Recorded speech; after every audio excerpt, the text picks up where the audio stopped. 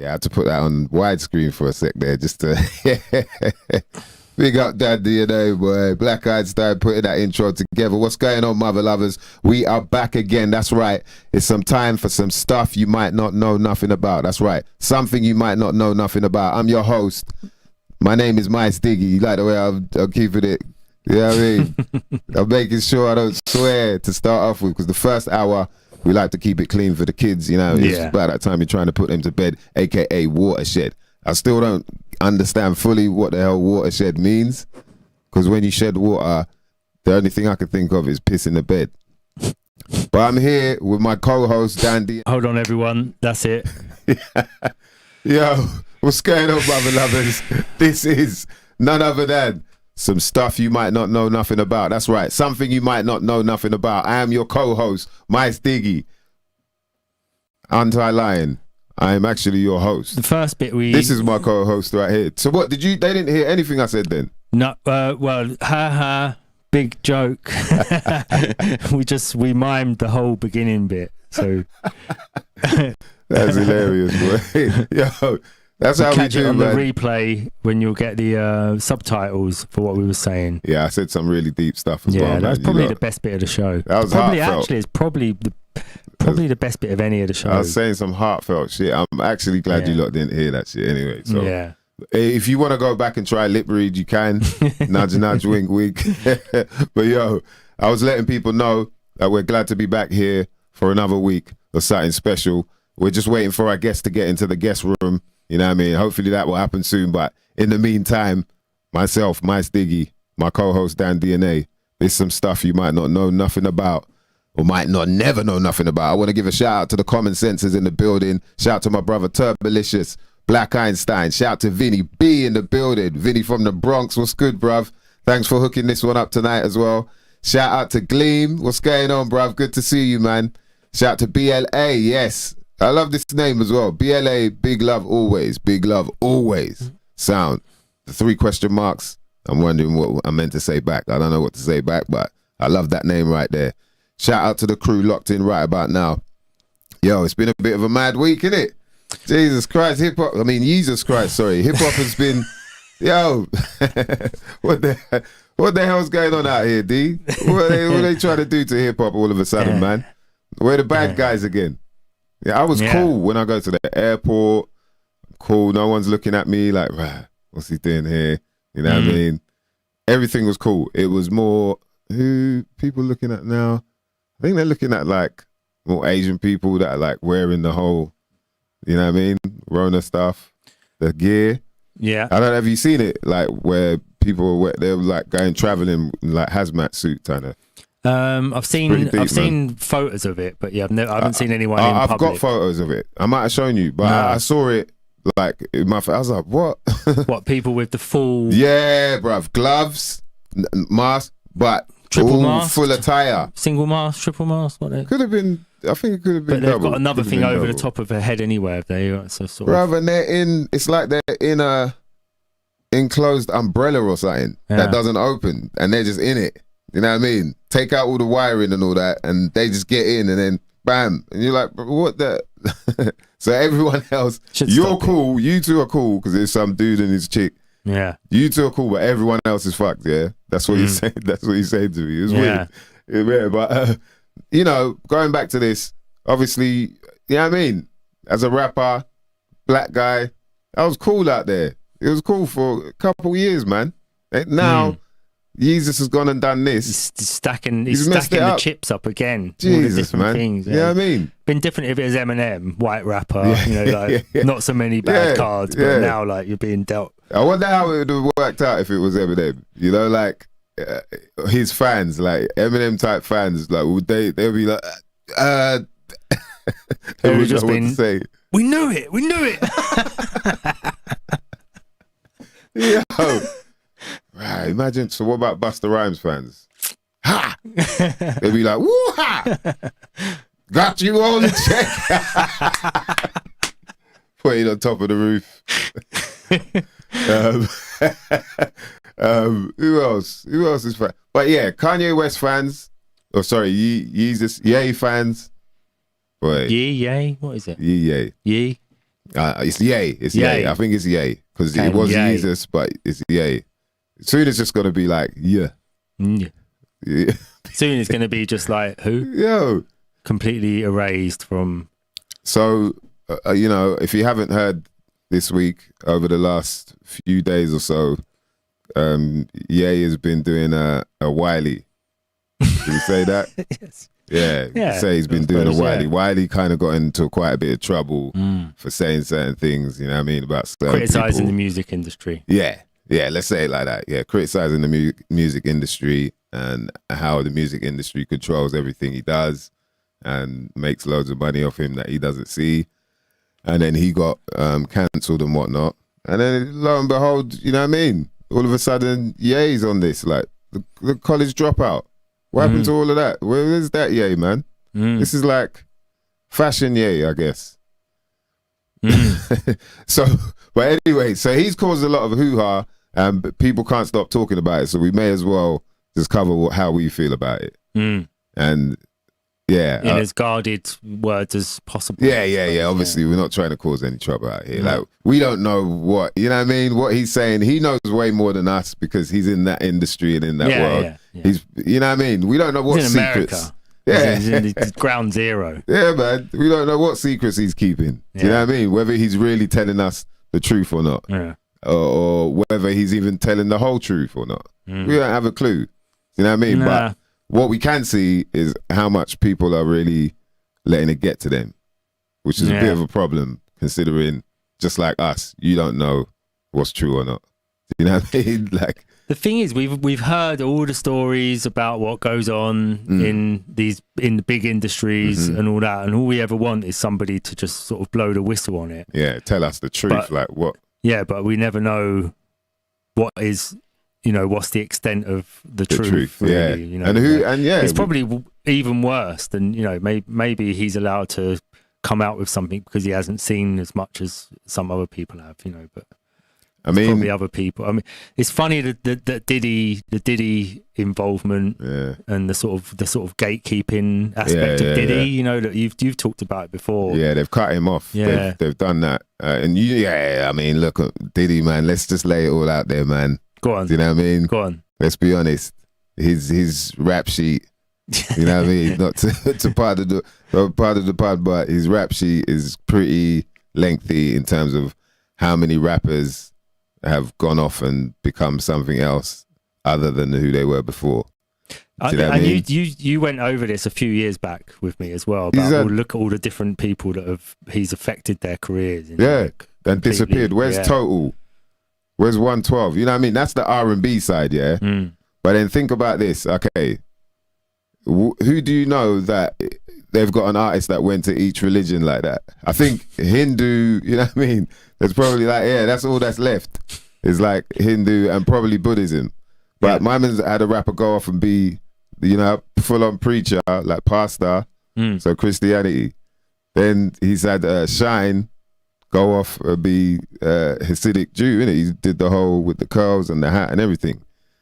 And then, what's the other one? Then you got, Loon. Loon went off to be a Muslim. Like hardcore Muslim with that, everything like, rah. And these are people that all like, popping bottles, shiny suit man with Diddy, then bam, bam, bam, off there. G-Dep. This guy, do you know what he did? He put out a banging album, Child of the Ghetto, sick rapper, was doing well, then all of a sudden, he kind of got jerked a little bit as well. I think his tune ended up on Diddy's album. It was the Special Delivery, I believe, which is a big tune. They done a remix and all that as well. But imagine that's one of your biggest tunes off your album. Wyman goes and puts it on the family album, like, whatever. But this guy doing well, then all of a sudden turns himself in to the police because he remembered that he shot someone something like 14, 15 years ago or something like that. Or when he was that age maybe, but it was like a long time ago and that person died and he never, and he got away with it. What makes you do that? Like, you know what I mean? Yeah. Shiny suit, man, this, that. Like, I'm saying all that. But then look at all the artists. The Locks. Obviously, we know what happened with Biggie. Where's Junior Mafia now? Do you know what I mean? You got to sit back. When you really look at the bigger picture, it's like, yo, what is going on? But who's still left? And there's a bunch of other rappers that I ain't even mentioned that were on the Family, I think the album was called. But you had a bunch of other rappers. Some of them have gone on to do books and talk about, you know, what he's done. But yeah, no one knows. Recovering from trauma books. How to find yourself again. After dealing with Diddy. Life after dealing with Diddy. Yo, they all got sprinkled with Diddy dust, and no one knows what's going on with them anymore. That's all I'm saying. There's something going on out there. So yeah, shout to Mr. Green in the building. Shout to DJ Lock. Mr. Green says, watch Drink Champs. Did you watch Drink Champs? Bam, look, he's mentioned someone else, Craig Mack. Rest in peace. Come on, man. Yeah. Wasn't there a point that they were talking about Craig Mack was homeless and all that? Black Rob, rest in peace. Yeah. Yo, you want to get signed to Diddy? Hell no. I mean, running man emoji puffs. Nah, man, I'm good, bruv. You know, what happens after that? That's like going out with the craziest chick you could think of, marrying her, having kids.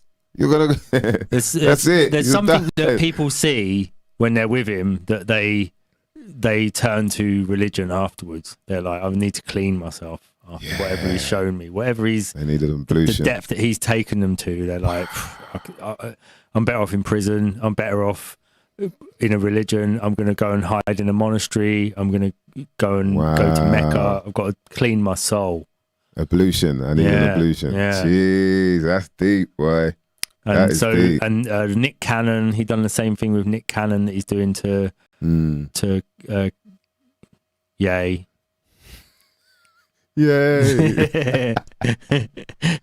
Well, he's got the most fruit-filled what's your name? Yay. Right. All right, bro. But what's your name, though? Like, yo. So what? So now he's sprinkling Diddy dust on Nick Cannon? No, he after Nick Cannon had his little rant last year or whatever it was, when he done a thing about the music industry and the people inside the music industry. Yeah, about the music industry. And then Diddy was the one who went to him and said, "Look, you need to. Hey man, you better take your words back." This music industry. Yeah. And then a couple of days later, Nick Cannon's apologising with a representative from the music industry. Yeah. Interesting, representative of a representative of the music industry apologising, saying, you know. It is very interesting, man, what's going on. You know, a lot of people starting to speak out about the industry and the way that it's set up. And it's funny how, like, same with Wiley, is that they then go on to the thing of mental health afterwards. They're like, oh no, they're having a meltdown. There's something, you know, it's like there's certain parts of the music industry you're not allowed to touch. The other thing, shout to your more, shout to my sister, your more in the building. I was wondering where she was. Big up to Streetwise Spirituality UK, aka the Master Detective. Oh yeah. What's good? So Mr. Green said his show got cancelled. Yeah, apparently, about like 4 shows or something like that. About 4 shows that were in arenas got cancelled, and then I guess they took the video down. Diddy and them took the video down, but then other people have re-upped. So if you wanted to see it, you can see it on YouTube. Actually, you know, and I kind of think they're probably bots that's meant to be done. Do you know what I mean? Like, they know people are going to grab it. It's been up for a while. Perhaps it weren't that good. Huh? The show that got cancelled. Was it whose show got cancelled? So the show where he actually went off on this mad rant, other than the tweet he did, I think the night or two before, was Drink Champs with Nori and DJ EFN, I think it is. DJ FN. I might have got his name wrong, man. I apologize for that. EFN. Yeah, I'm sure it's EFN. But yeah, so it's on that show, but which is on Diddy's Revolt TV, as well as on. Oh, he means Nick Cannon. Sorry, yeah. Oh, so Nick Cannon lost the show as well. Yeah, I guess so. I mean, you're gonna win it, man. You can't talk about the music industry like that, and TV industry. You know, Nick Cannon's obviously He had a TV show. He got Nickelodeon, isn't it? He's come from that stable, so he's fully Nickelodeon. He probably does know. Yeah, he does know a bunch of shit that we don't know, innit? Yeah, you know what I mean. That's very interesting, actually, when you think about it like that. But yeah, the thing is, obviously, now it's turned Yay fans on their head. I think people are a bit MTV. Mr. Green said it was Nick Cannon's show, MTV. Yeah, he was on MTV. I think he had a few shows going as well. He was like, but what happened with him? He did it on his YouTube, innit? I think it was on his YouTube, maybe with Professor Griff. Professor Griff was the original. Get cancelled. That was the original one. Get cancelled for talking about the music industry. You know, nowadays, man, knowing the stuff that we know is like all that old school. You don't know who's who. You don't know who's on whose side or whatnot. So I think it is important for us to not get too caught up in, you know, how much we revere somebody or revere a person, revere a title, revere like some form of identity that has, you know, made us feel good in some form of way, because you still don't know who or what or that person is. And so with the thing with, you know, it might be one of your favorite rappers or producers or a genius or whatever, but as to what they say, that's them saying it. You know, you shouldn't really start arguing with other people over what someone else is saying, whether it's like, you know what I mean? I just think it creates a lot of unnecessary chat and kind of gets past the real problem. You know what I mean? It makes us look past the real problem. And so people need to start talking about that rather than who, what, where, when, and why. It's like, you know what I mean? How do we get out of it then? How do we sort it out? You know? And I think that's a big thing that we should look at as well, rather than just cuss out somebody for speaking their truth. You know, for him, that's his truth. He seems like we just saw some other video where he was unapologetic about it. Yeah. With Fast Morgan. Yeah. Getting just absolutely just badgered by him as well. Not even... when they drag out the sort of traditional gatekeepers to try and, you know, hammer away at these people, I don't like those people anyway. So when they start dragging them out, then you know it's sort of exactly. Like, that's what it seems like. They're stepping him up through the different stages, and then there's the lawsuit thing that's happening. You know, so that's like your next lawfare. That's your next. Being Alex Jones now, you know, and it's like, I don't know if anyone still trusts Alex Jones anymore either. So it's a really weird one, man. Yeah. Yamor says that's the way of the modern world. In quotes, by the way. Hold celebs in high esteem. Sorry, yet we don't really know who they are. And it's very true, man. Yeah. We don't know who they are. We don't know what they really represent behind closed doors. All we get to see is what they allow to be broadcasted. You know what I mean? And it's funny how much stuff gets broadcasted that we start bickering over, you know, between each other without even really knowing whether it's true or not. It's just a bit of information that we've seen on a screen or something we've read, and then bam, people go off. Do you know what I mean? It's easy to be when you sort of get into all this, you know, alternative news stuff. It's easy to be cynical about it and think that everything is controlled. You know, all information is controlled as it comes out. But over the last 2 years, you know, Kanye's just like anyone else, probably had a lot of time in front of the computer and, you know, seen a lot of bits of information pass across his screen. And he might well have found out some information that he thinks is like fucking... That's what I'm saying. He might have, sorry for swearing, children. That he thinks is really important for people to hear. Yeah. And sometimes when you find out something new, you do become an evangelist for it. You know, you do go around. It was the same with the Rona. Yeah, is that you go around telling people about it, and in the end, you're like, okay, the best thing is to just be a bit quieter about it. You know, it comes out when it comes out. You don't want to sound like a madman. Exactly. You don't want to sound like a madman. Like that. But there are things like when he's 1 minute, the humble brag, or not so humble brag, but you know, bragging about being a billionaire, the richest black man in America or whatever, and then complaining that they've took you off their platform. Bruv, it sounds like you can afford your own platform, man. And it seems like your Insta's still up. So has he bought Parler or something? Is he? Oh yeah, there's some talk about that. Yeah, something like that, or Gabba, so or he one has of them. bought his own platform. You know, and it's like we hear that though. It just sounds like the same story we hear all the time. All of a sudden, you know what I mean? But just a different demographic now. Yeah, it's the same kind of story. Oh, and he's bought. Sounds like Elon Musk. Sounds like Trump. You know what I mean? Do you trust any of these people? But we're gonna get the same story. Like, yeah, awesome coalition though. Yeah, it would be. And what's his name? Andrew Tate. That's the new dude, isn't it? Yeah. That's the new, like, nah. He's like the new Alex Jones or something. Yeah. They've taken Jones out. But yeah, it's those three, if it was them three in some sort of power conglomeration, it'd be quite a good, in some ways, obviously. Well, look what BLA's saying. It'd be funny. It would be funny. He's saying about, he's been places we've never been to. It's true, but I still don't trust him. Yeah. Do you know what I mean? And that's the bottom line, I guess, is like, don't put all your eggs into his basket. All right, I'll stop enjoying Kanye's album.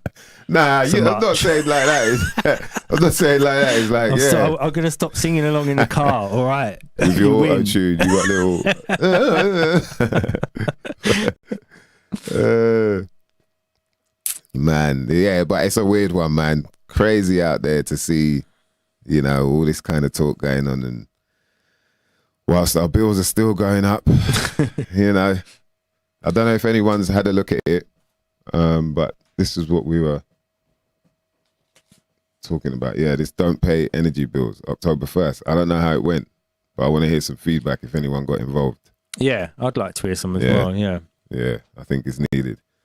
All right, so still waiting on Mr. Richardson, but what we'll do is let you know that if you need any CBD content, any CBD form of content, I'm talking chocolates, oils, sprays, chocolate stirrers, man, connoisseursuk.com.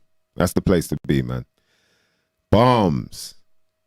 And when I'm talking about balms, yeah, these are the type of balms that you can put on your skin if you've got rashes, if you've got eczema, if you've got joint pain. You know, these sort of things can help. CBD infused coconut oil paste. You can get yourself full spectrum. You can get yourself sativa.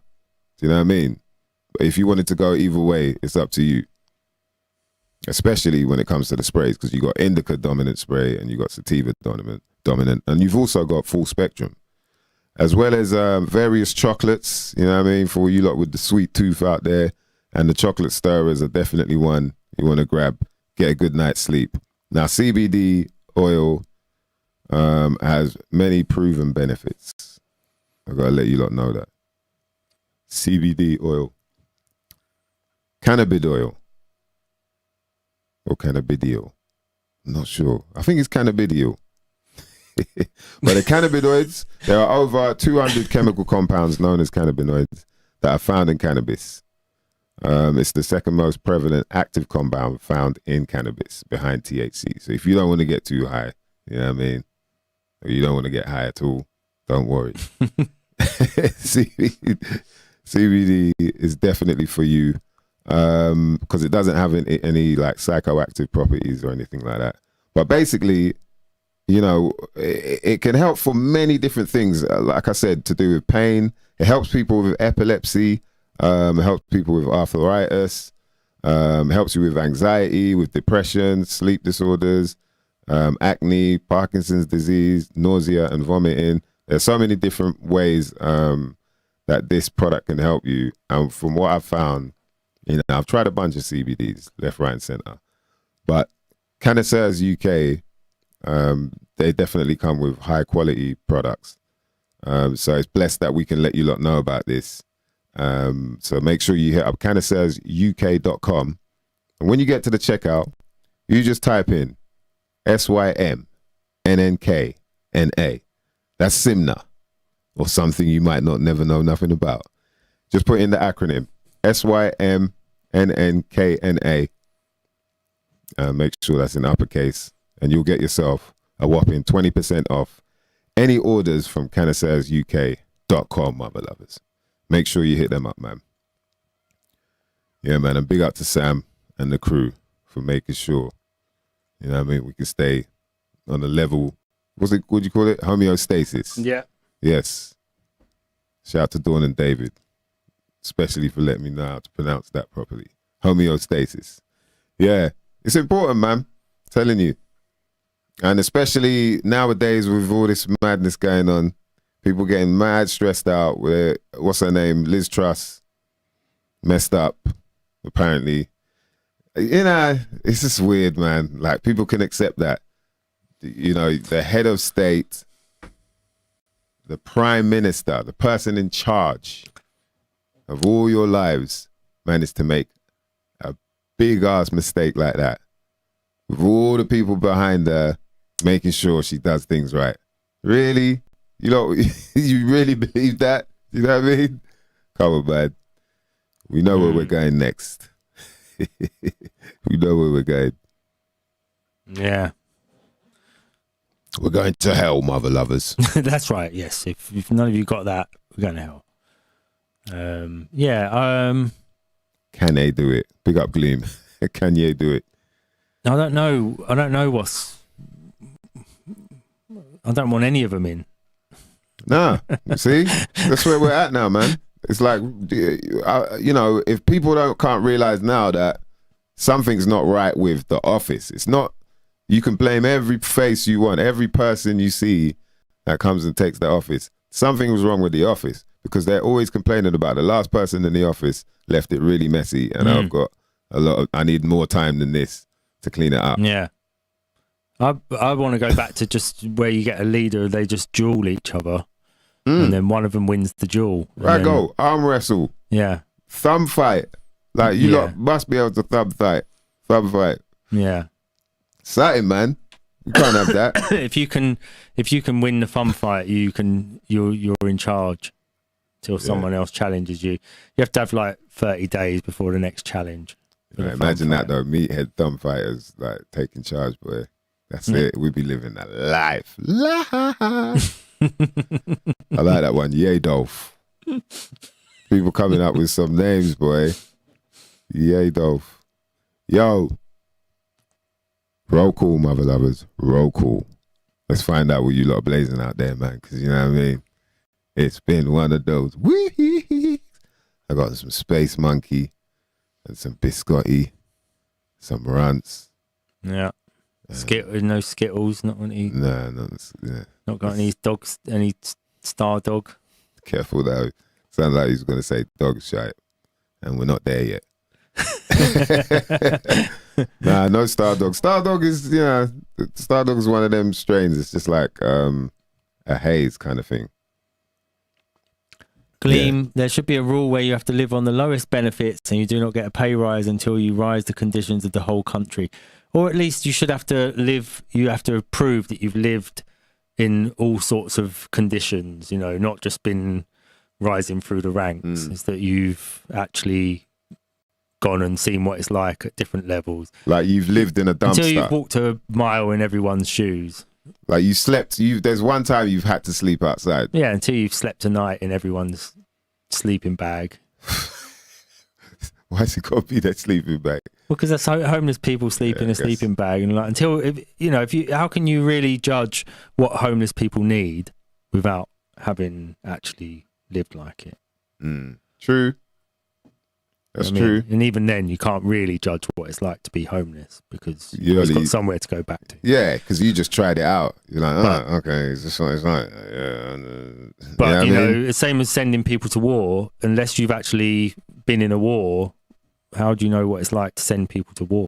To just be able to sign off on 30,000 people, we send them over there, they can go and die for this thing. Like, what have you done then to justify you being able to say that? And can you do it? Like, who are you to tell me to do that shit? Can you do it? You know, back in the day, that's how it was. The king was rolling with you like on the horse. My man's in front. Yeah. He's in front, like drawing sword first. Drawing thumb. Yeah, he's drawing thumb. Getting ready for the thumb war. My man's drawing thumb first. Thumb first. He's like in front of the horse. Thumb is in front of the horse. Like now, bruv, my man's just sit clutching in the office, telling you lot what to do. Shiny forehead, looking worse than mine. Telling you lot what to do, boy. Yeah, I saw a meme today about about Henry VIII. It's like Henry VIII on one side, how he was like a badass king, and then King Charles on the other side being told what to do by Greta Thunberg. Being ordered around by a child. Greta Thunberg, boy. Jeez, that's hilarious. Yep, that's where we're at. It's like the DJ now. It's like how the DJ works now. You know what I mean? Before, it used to be about the DJ telling you what's good. Now it's the kids telling the DJ, play this, do this. That's what King Charles is, man. Yeah. He's it's just a DJ. Yeah, a shit DJ. Sorry. Really bad DJ. Yeah. Sorry, kids. Don't say that word. And when he says DJ, it means disc jockey. That's what that stands for. Kids, because kids won't know what DJ is now. Oh, that's deep, boy. That's a dropper. You're obviously into it by the way you're dressed. Yeah. Shout out to the crew, boy. You lot are showing off again. Jeez. All right. BLA says Star Diggy standard here. Yeah, man. Now you know, it's not. You can't knock the Star Dog. I'm just saying it is. It's become that kind of. You can get it all the time now. Do you know what I mean? Like a haze or a lemon. I mean, them days, boy. Shout out to Glee. Mammon says Alien OG. Okay, and Ami. All right, see it there. Ami in the building. Woo! Check tabs though. Turbo Turbolicious, Tangerosa, and Smash Melons. You keen show off. Shout out to you more. Purple Lemony Darkness. Oh, Dankness. Ow! Purple Lemon, yeah. Sounds nice. Very interesting. What? So wait. Okay, yeah. Gleam was saying that Rishi, I thought he was talking about Rishi mushrooms there. But yeah, Rishi the billionaire does not even know about Standard Life. None of them do, man. It's true. Is that Standard Life in the insurance company, or is that? I think it's on about like sleeping on the street. Just your Standard Life. Yeah, you know, just your standard council estate life. Like none of them, you know, it's like everyone's always got this kind of rags to riches story, and then you find out years later that actually they've got was it a peerage name or whatever. Yeah. They're part of that the massive clan. Do you know what I mean? There's all these like last names out there that these people are chosen type thing, you know, and then they all kind of breed within. It's like 10 cousins removed type thing. All right, there's no Kanye stuff here. You just ignore everything he's saying. He's got mental health issues. That wasn't no Kanye stuff, man. I ain't following Kanye, man. I like BLA. I don't trust him. That's it. Like BLA said. Yeah, I mean, you're famous, man. Like you're a billionaire. I'm meant to trust you. How many billionaires do you know that you could trust? How many billionaires do you know? But you know, it's like, but they seem to be all the people that are making crazy money off of everyone on our sort of level. Yeah. So it's like, how much can you trust any of them? Do you know what I mean? At the same time, if you do, I can't knock you. Do you know what I mean? But you gotta look in the mirror and really think about who you should be worshipping. That's all I'm saying. Do you know what I mean? If you're gonna like it for the lols. You know, don't like it because it's going to save everything or it's going to be the answer to everything. Just like it because it's funny, and you know that will get you through most of the situations. Don't get attached to the situation. See it as something that's actually probably quite funny, and try and just laugh at it. And if it comes true, then that's good. That was the result. But you know, don't put all your hopes into it. Yeah. It is funny watching these things unfold. It ultimately is funny. Yeah, I guess. You know what I mean? Watching all this stuff go on. Yeah, that's the thing. Watching people lose their shit over it. It's watching news where they're all deadly serious. Today, Kanye West. And, you know, and you're like, why are you taking this so seriously? Yeah. Kanye West. Why are you even Have you read the light. rest of his timeline? If it's so bad, why are you giving it Yeah. airplay? Yeah. Like, why are you giving it airtime? Yeah. There must be a reason, right? Yeah. And then bam, like how could, all of a sudden he's turned up on Fast Morgan's thing. Like, okay, that's the ultimate. You were 1 minute you were blocked to they don't want you to. Now it's like, can you not say what I want you to say for about 2 minutes? Can you know what I mean? Yeah.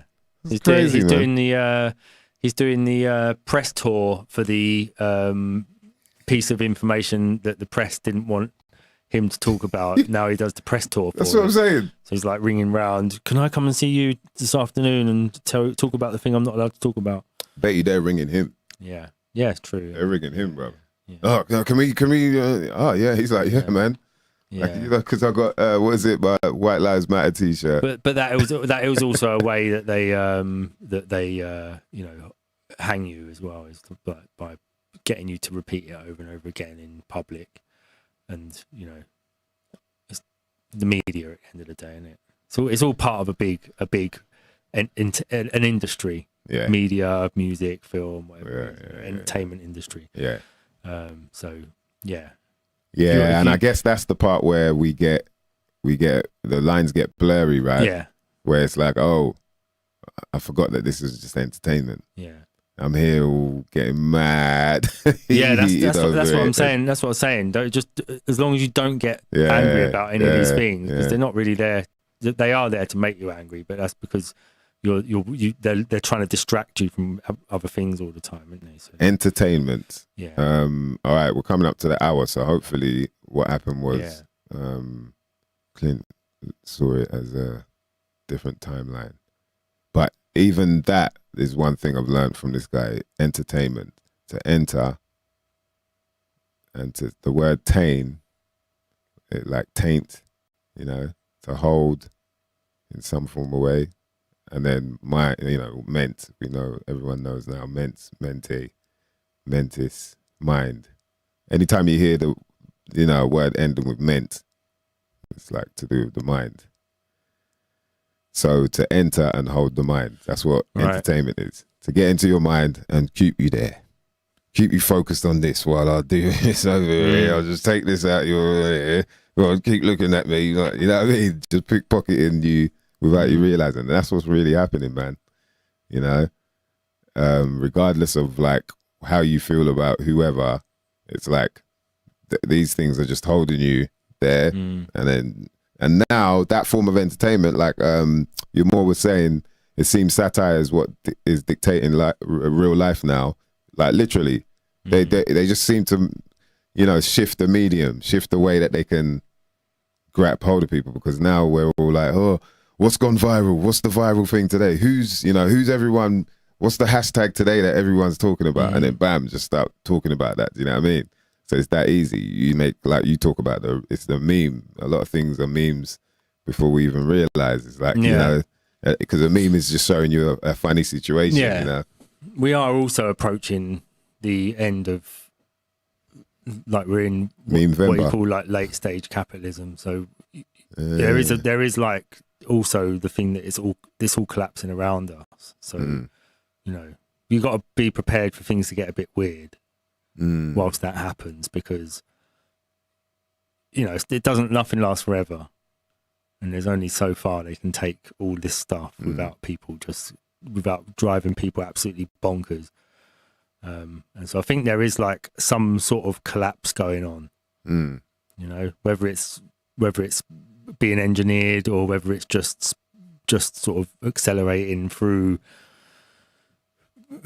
the fact that it's driven people mad. I think that there is going to be some stuff that comes out that's like curveballs, that are just going to be completely against what you're used to seeing, because things have been so tightly controlled before.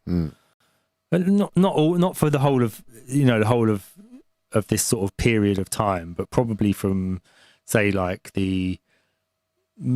probably like mid 60s onwards, you've had quite a lot of control put in place. And some of that is collapsing, and they are losing control. And the internet has helped spread information that they didn't want spread. Yeah, you reckon? Yeah, yeah, definitely. There's no question about it that more people have got access to illicit information that has been obscured since probably it's probably from like JFK onwards, something like that. It's been like this process of trying to sort of keep certain stuff covered up, Yeah, you know, to stop people going basically just losing the plot with the whole system. Yeah. You know, because So it is chaos. it is quite a tense system to live under. It's as bad as any other system. Capitalism's just another form of communism or anything else, you know. So at some point it's going to collapse, or it's going to just fall under its own weight. And to keep the edifice upright, they have to build more and more crap onto the side of it, and eventually it's just so much stuff added on that it's going to fall under its own weight. Well, some people say that's what this whole Great Reset is. It's basically because there's going to be a crash. You know, like you said, the buildings doesn't stay up forever, and then bam, all of a sudden you're like, oh right, okay, now we gotta try and rebuild this some way. Yeah, and that's when nothing. That's when the veil is finished. You know, when that collapse happens, and then so that's the time for them to either step in and put more control in place, or it's also the time for us to step in and, you know, make something else out of the chaos. Yeah, if we're brave enough to do it. Yeah, and I think we've got a guest in the. Okay, so it was that then. Yeah. All good, man. Ladies and gents. Just wait for him to connect up. Get your seatbelts ready, mother lovers. Get your shoulder pads, your helmet. You know what I mean? I'm talking American football style. Get your gum shield. Get your pen and pad. Whatever you need to record some of this information, because, boy, it's a pleasure. It's an honor to speak to this man here. Over, you know what I mean, the last, 2 and whatever years now. I guess we got to call it 3 years now, man. Let's stop bullshitting, innit? Yeah, nearly. You know, 3 years. We've had enough time to really look at what the hell is going on in this world. Try and understand it. You know what I mean? Try and take in the information. And boy, there's way too much of it for you to, you know, try and take in one go. And for you to even try and research yourself, for you to even look at. So I feel like we're lucky, you know what I mean, to find those roses in the cracks of, you know what I mean, English weather, English cloud-coloured pavement, and find like, there's somebody out there who, you know what I mean, who's really got the guts to go all the way.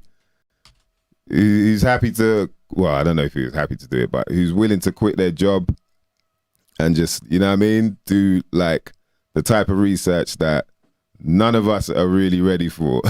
I don't think, you know, so, oh man, it's got to be very interesting finding out how we got started. But once D has got the video ready, we can introduce him properly. Big up all the crew locked in. We're about to speak to a very interesting man who wrote a book that is this thick. And it's called Strawman, the real story of your artificial person. It's the real story of your artificial person. And it's a very, very, very deep story. One that I was trying to say, you're not going to be able to understand it in one day, you know what I mean? 1 week, 1 year. It's going to take a while and a lot of effort. And this is someone that, out of all, you know what I mean, the people out there with the whole truth community thing, this is someone that I've found to be very on point with a lot of stuff to do with this topic right here, the straw man, your artificial person. He goes by the name of Clint Richardson. Let's get some fire emojis in the comment section. Big up to Vinny B for making it happen, man. Because, yeah, seriously, like I was saying, we had a lot of time through those years to find out who's really telling the truth, who knows the truth, who, you know, who understands it, who can explain it even. And for me, there's very few people that really managed to make a lot of sense of it and explain it in a way. I first found out about him through, I think it was the Innerverse podcast. Because you know, at that time, once you're looking at stuff on YouTube, things will pop up. Hey, people that have been watching this have also been watching this. I'll be like, all right, let me click that. Let me see what he's saying. What do they think? And then bam, the amount of information that he was dropping, I was like, right. And I'm one of them. I'll look in the comments, right. This one said, this is his website. Or, you know, so-and-so said it. Check this video with him and blah, blah, blah. So I just kept doing that. And then there was one with a lady called Tammy Pepperman. Clint Richardson, welcome to the show, man. This some shit you might not never know nothing about. Really appreciate you taking the time to talk to us about it. I appreciate the intro, man. It's very generous. Yeah, man. The question is, which shit do you want to talk about? Because we only have limited time. You know? Yeah, I know. I mean, I'd like to get into the artificial person stuff. I know it's a long time since you've done it, but my intro to you was through that podcast, as I said. But then I checked out you have a thing called Red Pill Sunday School. So I've been looking at your stuff backwards. That's my show, technically, yeah. When you say technically, what do you mean? I started off the first season. I was actually doing it on a 2 hours on a network that a friend was running, and I don't know. I did about 20-something shows, and well, very happy I did so, because when you do a show like that, you really, you got 2 hours to talk to people, and you do as much research as you can and try to fill in the timeline as much as possible. So I really invaluable stuff in those things that I should have been writing down instead of actually reading to the screen. I should have been making a whole project of it. But really interesting history that we're not accustomed to. That's actually provable, as opposed to the sort of, I don't know, patriot religion that we have floating around, where a lot of stuff just isn't, it's not factual. Yeah. I'll put it to you this way. One of the things I've discovered is that in order to have a country or a religion, or for that matter, anything that's sort of organized around something, you have to have sort of a belief system. You have to have a history. And there comes a point where you realize all history is bunk. History is the events that we think are huge, Washington crossing the Delaware, that sort of thing. It's such a small, tiny little event that meant absolutely nothing, but it's blown up, and it's made to the proportion where these guys are, they're fathers. Call no man father, but they're your fathers. And it's a necessity. It's one of what I call the pillars of the fiction that prop the whole thing up, basically, is this notion of a timeline, a history, that kind of thing. What was your first? So you're telling me, man. When was your first sort of discovery of all of this? Because, like I was saying to people, to write something like this, obviously took a lot. But what was the seed that, what planted the seed and made you go, hold on a minute? I was in Manhattan for 9/11, so I actually watched it from my roof, and had a hell of an experience with all that. The Missing Persons Center was right across from my front door, and the hospital was down the street. All the streets were closed off, no food in the city, etc. And so it was a hell of an experience. But what I noticed really was that before a certain point, I believe it was on the second day, all the news outlets, you were turning to anybody you could, even like Howard Stern, because you wanted to see, what was going on. And all the news outlets had these different opinions and stories. They were actually reporting things, especially in New York, right? And then all of a sudden, man, everything switched. Everything was, all of a sudden, the official story was in place, and the media packet was distributed, and everybody had the same story. And all those things that they were saying made so much sense, and then all of a sudden, all that was gone, and there was this, fairly unbelievable story that was going on, and that was such a traumatic experience. Being there, being able to smell it, being able to see it visually, that and then being in the aftermath of that, I guess you could say it sobered me up. I think the night before I was out dancing and stuff, drunk and at one of the clubs. So literally, yeah. The as I progressed, I went to groups like We Are Change, and there were people in there talking about this redemption / Strawman thing, and previous people had written books on it, mostly as a tax protest type of thing. The tax protest circuit, if you will, was pretty big back then, 2003, 2004. But something struck me about the notion that I'm not acting as myself. I'm acting in simulation or hypocrisy. That's actually what simulation means. And that somehow I'm being controlled by this sort of puppet, if you will, that why? Because what happens with, we're always asking the question, why does the law apply to me? How does the president have power over me? Because the president's going to say, you ask the president where his power comes from, he's going to say the people. Wait a minute, am I the people? I mean, who is the people?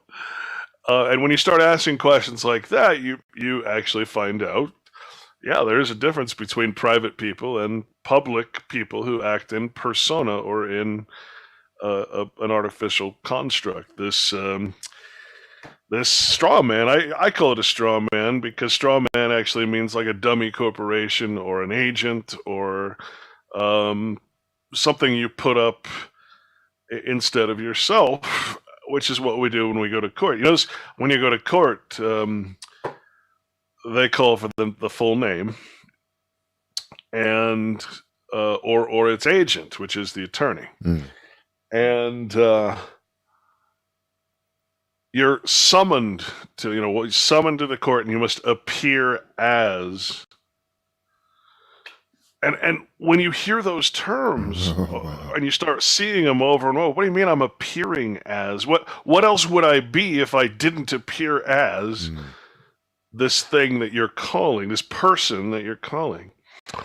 And then you go and you start looking up the word person, and you find one of the biggest arguments is that the word person, it's like a whole book when you're trying to read the definition of what a person is. Yeah. Because a person can be a corporation, an association, this or that, or what they call an individual. Well, what happens when two individual persons get married? They incorporate and become one person. Wait a minute. I'm the same person as my wife or my husband? What? Wow. All these things just didn't make sense to me. We're talking about something that is not me. And I'll tell you what really kicked me in the butt, man. I was very successful working on Hollywood Boulevard as a sound engineer, sound designer, actually. And I went to sound engineering school after I moved from New York. As many musicians do, musicians are a dime a dozen, and making a success out of it's pretty hard. So a lot of musicians go into the sound departments and stuff. That's pretty incestuous in Hollywood, hard to get a job. And I did my 6-month internship for free, and I worked my butt off, and I got hired. That's what it wasn't my skill, it was my dedication, basically. And that's a real. They never looked at my degree. They never looked at anything. They looked at how much I would slave for them for free. Yeah. Right. So what happens? I'm going. They're starting to give me more projects. Everything's great. And this was the thing that I instantly knew. This was the first positive or tactile thing, something that I could actually feel and see with my own eyes. Right? Because we're talking about something that's invisible, right? We're talking about a status. That's what person means, your status in society. So what does it mean? Well, I went through identity theft. That's kind of weird. I sat there and I said, what does that mean? Because all these different examples, how can my identity get stolen unless it's not mine?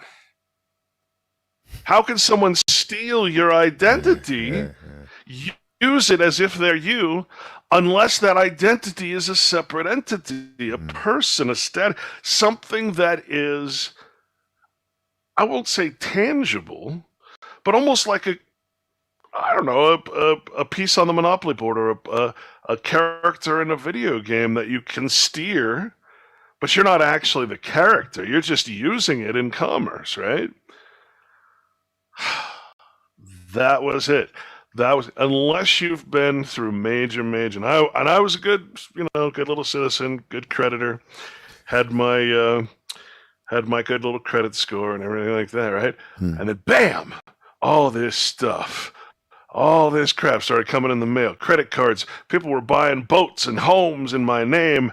Credit completely ruined. Credit score, vroom.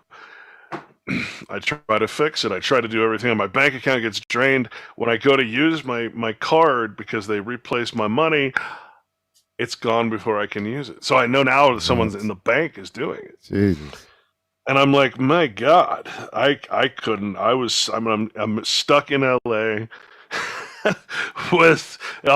with this stolen identity. I had no access to anything. I had to borrow from people. Called up my mom. I was like, Mom, I don't know what to do. So that was the moment, I think, because I would say I'd had a slight mental breakdown. I had all these new projects. I had just so much going on. I had health issues at the time. I was so stressed out that something just broke down in me. And I don't say that in a bad way. I think everybody needs to have a mental breakdown. I think everybody needs to have that moment where you wake up to the simulation. You wake up to this crazy, crazy thing you're doing, this life, so-called, these jobs, these things. What am I doing? Who am I working for? What's the purpose of my existence, to work 10, 12 hours a day and weekends? Or is there something more? And at that moment, I suddenly didn't give a shit, honestly, about whether my credit score was ever going to be 0. Because as I looked and I tried to understand what was happening, there's no fixing it. The police wouldn't do anything because they want the main guy. They don't want the guy that did it. They want the group, the organized criminal group that's doing it, which is who knows who. So couldn't get any help there. The credit repair agencies, the guys that actually, Experian and that kind of thing, they don't help. They're not interested. That's not what they're there for. They're purely there to track. When you say it's fraud, they don't care. They're not going to do anything to help me. So I'm sitting there I'm helpless because someone stole myself. It's crazy. What do you do? I mean, what the hell do you do when you cannot claim your own identity to get your own money, or your what you think is your money, or what you think is your what do you do, right? Well, to me, that was the moment where everything sort of, like I said, it was it was a mental breakdown, because everything at that point, the only thing that made sense is that there is this thing, whatever it is, this Strawman that exists outside of my power, and that it doesn't belong to me, that I'm actually beholden to it, that it is used to control me. Sure enough, years and years later, after learning the entire legal language, after studying its history, and then studying words and studying all the legal systems and how we got here, all the way back to Hammurabi and its code, you understand that this whole concept of personhood or incorporation, it goes back pre-Roman times. It's nothing new. Now, what was amazing to me was there was at this time that I started noticing that the law was always referring to something spiritual, natural, or biblical. And it was always opposite to it. Hmm. And so that led me to look at the Bible. And I said, okay, I think I'm typical American. I think I know everything there is to know about the Bible because I have an opinion about it. Right? So I said, I'm going to just forget everything I think I know. I'm going to forget I was Methodist when I grew up. I'm going to forget all that. I've attended other churches. Forget all that. Forget what I think I know. And I'm going to pick up that Bible and I'm going to learn what it says. Hmm. And as I'm going along, there's this amazing, amazing thing happening over and over and over. It says, do not respect persons. Do not judge in person. Do not do this. Do not respect persons while worshiping, God, essentially. Do not ever, in any circumstance, respect personhood, which again is all corporations. Well, guess what? Government is corporation. It's all people who are so-called citizens or whatever, have a status, because really what it's saying is don't respect status. Right? And so then suddenly, everything starts becoming clear. So I shouldn't respect persons or flattering titles. When I speak to you, I shouldn't treat you as a commercial entity that I might do business with. I should treat you with love, respect, dignity, pride, charity, and forgiveness, as is the natural law, the law of nature, law of God, if you will. And as I'm going through the Bible, I'm finding, hell, this has nothing to do with religion. Religion is completely foreign to the Bible. It's kind of like Masonry. Freemasonry uses the Bible, the Quran, and the Talmud as its so-called sacred books, right? But so does the church. But the church and Masonry have hardly anything to do with the actual Bible. So when you're going through the Bible and you start realizing that, and here's the most important thing, while the Bible, because the Bible turns out is a book of law, it's not religion, should not be looked at as anything different than Black's Law or any other law book, except it's the foundation of all law, because it's the law of nature, or, if you will, the law of truth, the law of reality, that which is not a lie, that which is... So everything in the Bible is thou shalt not do this. You should not respect flattering titles, like king and president. You should take no false gods, no false oaths. You should not do this. You should not do this. Right?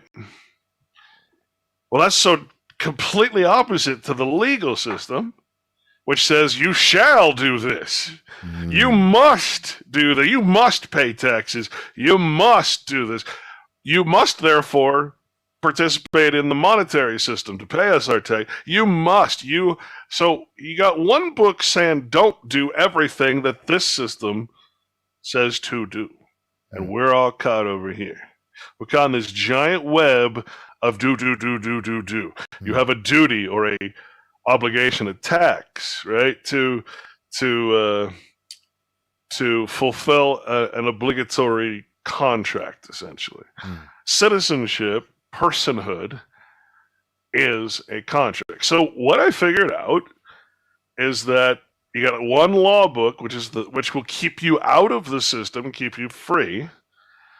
Frederick Douglass, who was a famous freed slave, basically, he said a Bible reading people cannot be enslaved. He said that's a quote of his. People, right? Because see, we're all born equal. It says so in the Declaration, right? Well, what does that mean? It means we're born without person. We're born without status. We're born into nature. We're equal, right? There is no status, class. There's nothing, right? There's only race, which means family. And if you treat race as anything but the word family, well, if you can trick people into thinking race is something other than family, well, then you've got all this racial tension, right? Racism is a new concept. It never existed before, like the 1800s. You can't find the origin of the word because there was only race, which was family. People understood that, right? This is why you have the royal bloodlines and the people who start corporations and people who have always passed on their property to their children, their family. The law recognizes blood as the highest inheritable trait. That's race. To take it anywhere else, if you take it anywhere else, now you're getting into status. Wow. Which, of course, you're not supposed to do that, right? Because that's a person, a status. If I say you're black and I'm white, that's a status. But someone's what's lying, amazing about that? In the book in Black's Law, what's that? I was just gonna say, what color is my phone right now? Translucent black. Yeah, sorry, but yeah, okay. My T-shirt is black, but I don't seem to blend in that well with it. So I can't look more brown. Yeah, exactly. Exactly. But we walk around telling each other. But I'm all pale, pasty white. Crazy. It's not a great. No, look. but you're not even white. But, that's what's crazy. We don't call each other what we really are. That all has nothing to do with family, because even if you go to Black's Law, and this is what completely woke me up from all of that, the racial the concept of using race against, turning us against each other so we never see who our true enemy is, right? In law, okay, if I were to tell you that in law, like you have to be able to anthropomorphize or use allegory, or like the burning bush spoke to me, right? You have to think of law as an entity, law as a false god, or a thing that has a anthropomorphized thing that has an opinion, right? You have to be able to do that really to understand all the ancient writing and stuff. You have to be able to understand the allegory and the metaphor and all that. So when I say that the law considers something, that's what I mean. I'm not saying the law is a real entity, right? And that's the problem with reading things like the Bible, is you think, but when I say in the purview of the law, like when you go to Black's Law Dictionary or others, it will tell you right in there that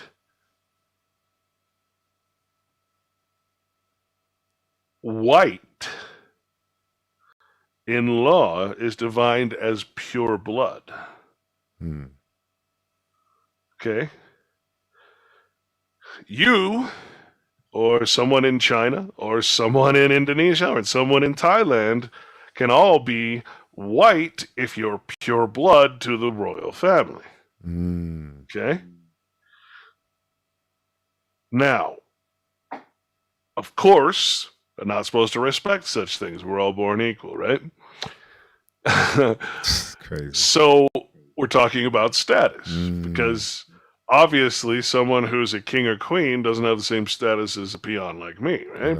Born equal. So I'm actually not considered white in that respect, unless I bear my arms, bear my family heritage, bear my arms. That's what the Second Amendment really is. We reserve the right to bear our family titles. It has nothing to do with guns. So when I tell you that Obama is white, I mean, he has a white mother whose ancestry is of a Connecticut land-holding private family. Can't remember the name right now. I have it in my blog. and that he is of pure blood. And in that dictionary, it says, has nothing to do with the color of your skin. White means family, pure blood to a certain family. So we're all white in that.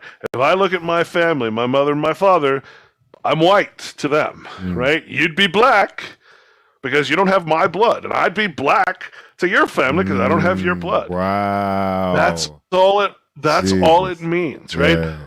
But you take that and you hide that, even though it's part of the law, and the law recognizes blood as the inheritable right.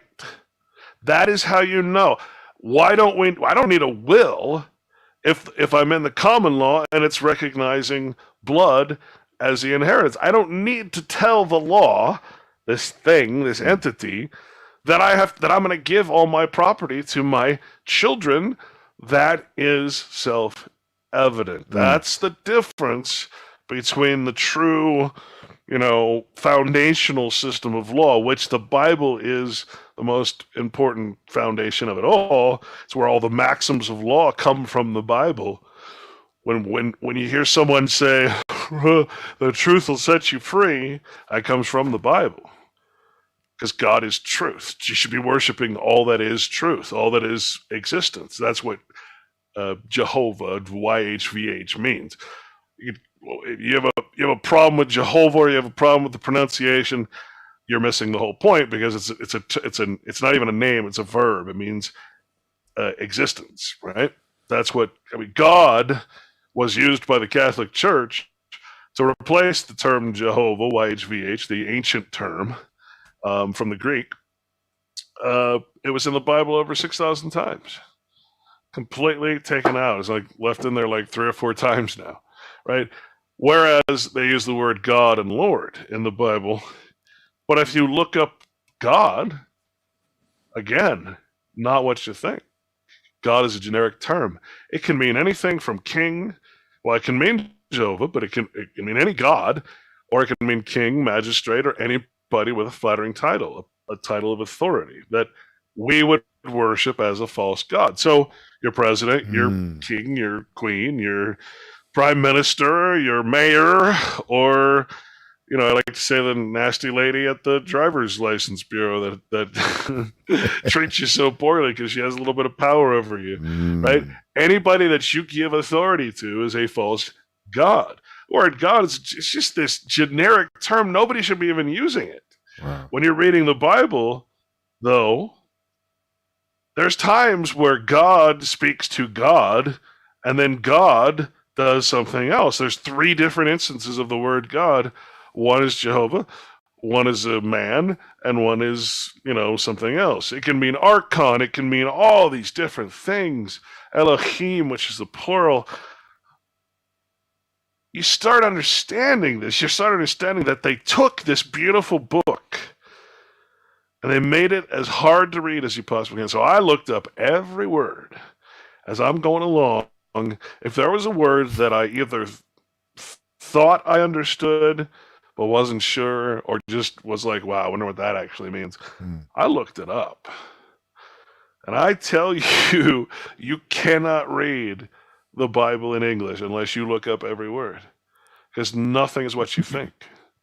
And they did that for the purpose and started these false religions, so you'll never know the law. You'll never know how to be a free man, because you'll never know how to follow what they call the law of God, or the law of nature, which is do not contract with the artificer, the what they call the devil. The devil means attorney. In Scotland, they call attorneys devils. Deviling is part of the law. Like everything started fitting together, and you find after a while that the Bible and the legal system is so intertwined, because there'd be no reason for the Bible without the legal law. There is no purpose for either without the other. They're 100% opposed to each other. You cannot practice the law of nature, the law of truth, the law of God, the law of existence, right? While also being forced to participate in a fictional construct that forces you to do things that are all opposed to the law of nature. It's impossible to be or follow more than one law. You can't have two gods. You can't have, right? It's all of that starts to make sense if you stop taking it religiously. Take that religious gobbledygook and all that crap and put it aside and be completely neutral, right? A lost art.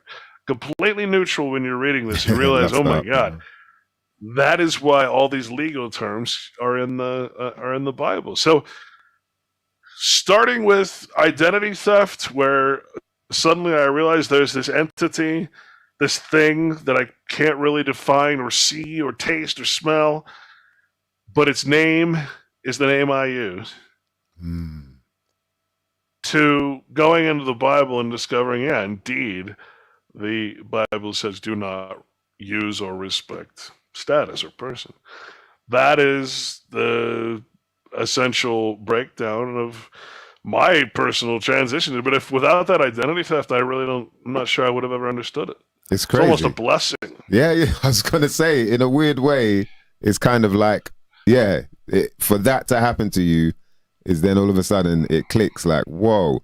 Because I remember hearing you saying that, like, how can your identity be stolen by somebody if it's you? That means that it's not you. And it's true. You look at, I guess, even your driver's license and it will say this is not proof of identity. There are things that That's you not think your property. It's property of the DMV. Yeah. Social Security card is property of the Social Security Administration. Law is copyrighted property of the bar. I mean, law is copyrighted. What is real? Nothing. Everything has to be property, you see. So, yeah.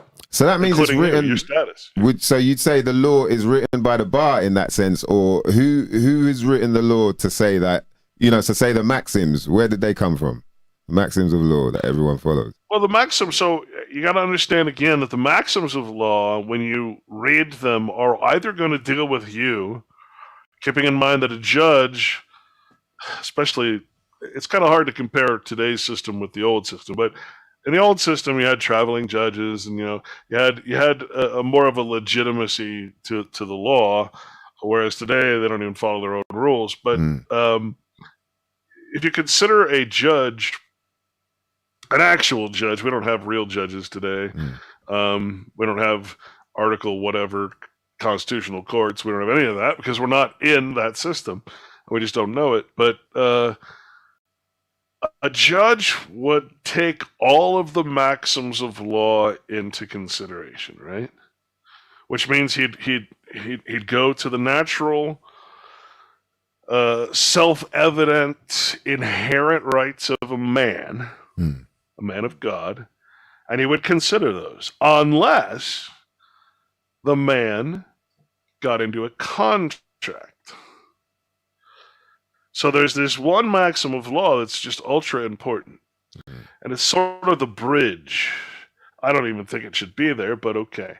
It's sort of the bridge, right? And it says the contract makes the law. Wow, the contract makes the law. Okay. Right. So what happens is I've got all these inherent, beautiful, God-given, as they say even in the Declaration. None of these terms were ever used again, by the way.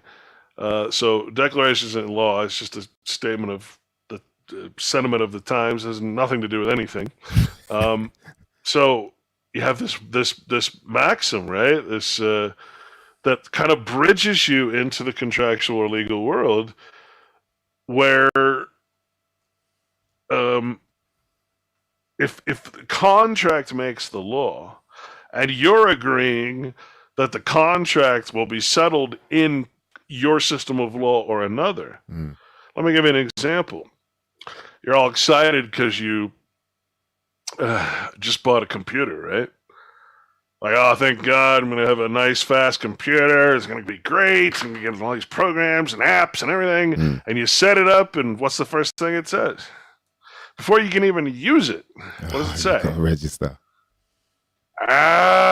what do you register? What does that mean? Well, yeah. See, if you were to read that end user agreement, you'd shit your pants, man. You'd be like, what did I agree to? What is this? This is nuts. You've actually agreed to being in international law where you can't settle things in the system of law that you're in. You've contracted out of the United States and into what they call an arbiter. So they, that is, say, Apple or Microsoft, get to pick who the arbiter is. And an arbiter could be anybody. It could be, I could pick a homeless guy off the street and say, you're going to be an arbiter, and you're agreeing to that, right? Well, of course, they choose someone that's going to be on their side. And you've given up all your rights. You've given up all access to the courts and to the system of law. You've essentially hit a button, which is an action, which is a form of express consent to a contractual situation where you've completely abandoned the system of law. Okay? Well, guess what? That's what personhood is. You've contractually agreed to abandon the law of nature, abandon your God-given inherent rights in order to have a status in society, to be a person, and you agree to all the things that person is bound by. Well, consider this. Is someone in Pakistan bound by American law or U.S. law? No, it can't be.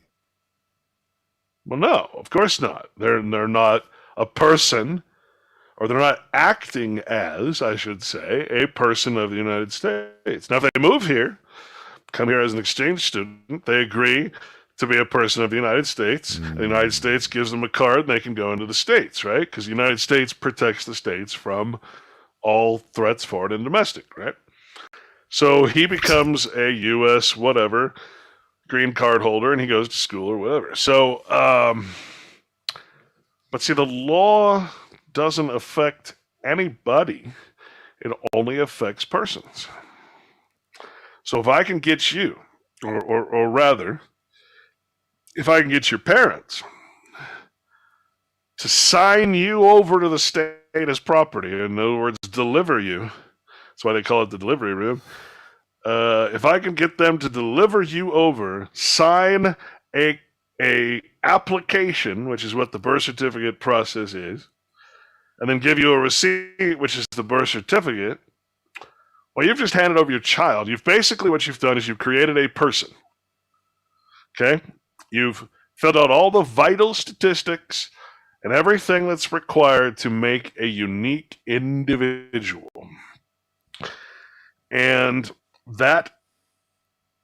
those things, those signs, numbers, symbols that make you unique. You were born at this time and on this date, in this city, and this federal address, and this federal this, and this federal time zone, and this federal that, right? In order to the purpose of the birth certificate, according to, and this is not just me speaking out my ass, according to the Texas website is one I believe I found this on.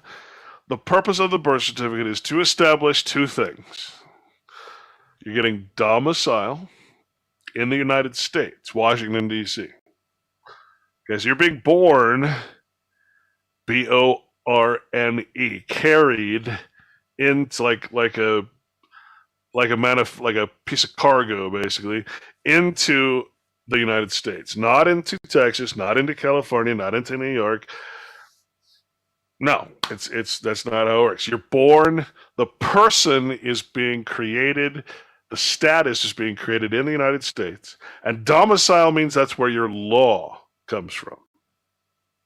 Wow. If I have domicile somewhere, that's where my allegiance lies. Okay, above all else, that's where my law comes from. But remember, you always must remember that's an identity. That is a person. That is a status created at birth. And from that point on, you are entrained, you are educated, everything is put into training you to become and believe that that person and you are the same thing. That you are the person. Everything that you do is in person. Every time you sign your name, of course, you're signing as the agent of that person. You're signing like when you get hired, they're hiring your person. They can't hire you, right? If they hired you, they'd have to pay you under the table or privately. So when they hire the person, they're hiring a set of laws, and everything is in other words, the reason they do that is because with that, you're bound to the entirety of U.S. code. You're bound to the entirety of law because you're acting and you're employed through that person. That's why every job you go to, yes, fill out this application, give me your social security number, why do you need that for me to work? Well, because now I can have insurance. Now I can do all this stuff. We can further entrap you by giving you the promise of social security, a pension fund, basically, which ensures that you're going to stick around until you die. And of course, we're not going to pay you until you're about to die. So, yeah. That's basically how the whole thing works. Now you get, like, say a student that comes over here from another country, you get residence, or you can have residence in any state, right? So states love for you to move there. You're moving there as a United States citizen, a foreigner, in other words, right? Wherever you live in America, I'm in Utah, but I'm a foreigner in Utah. I'm a United States citizen. The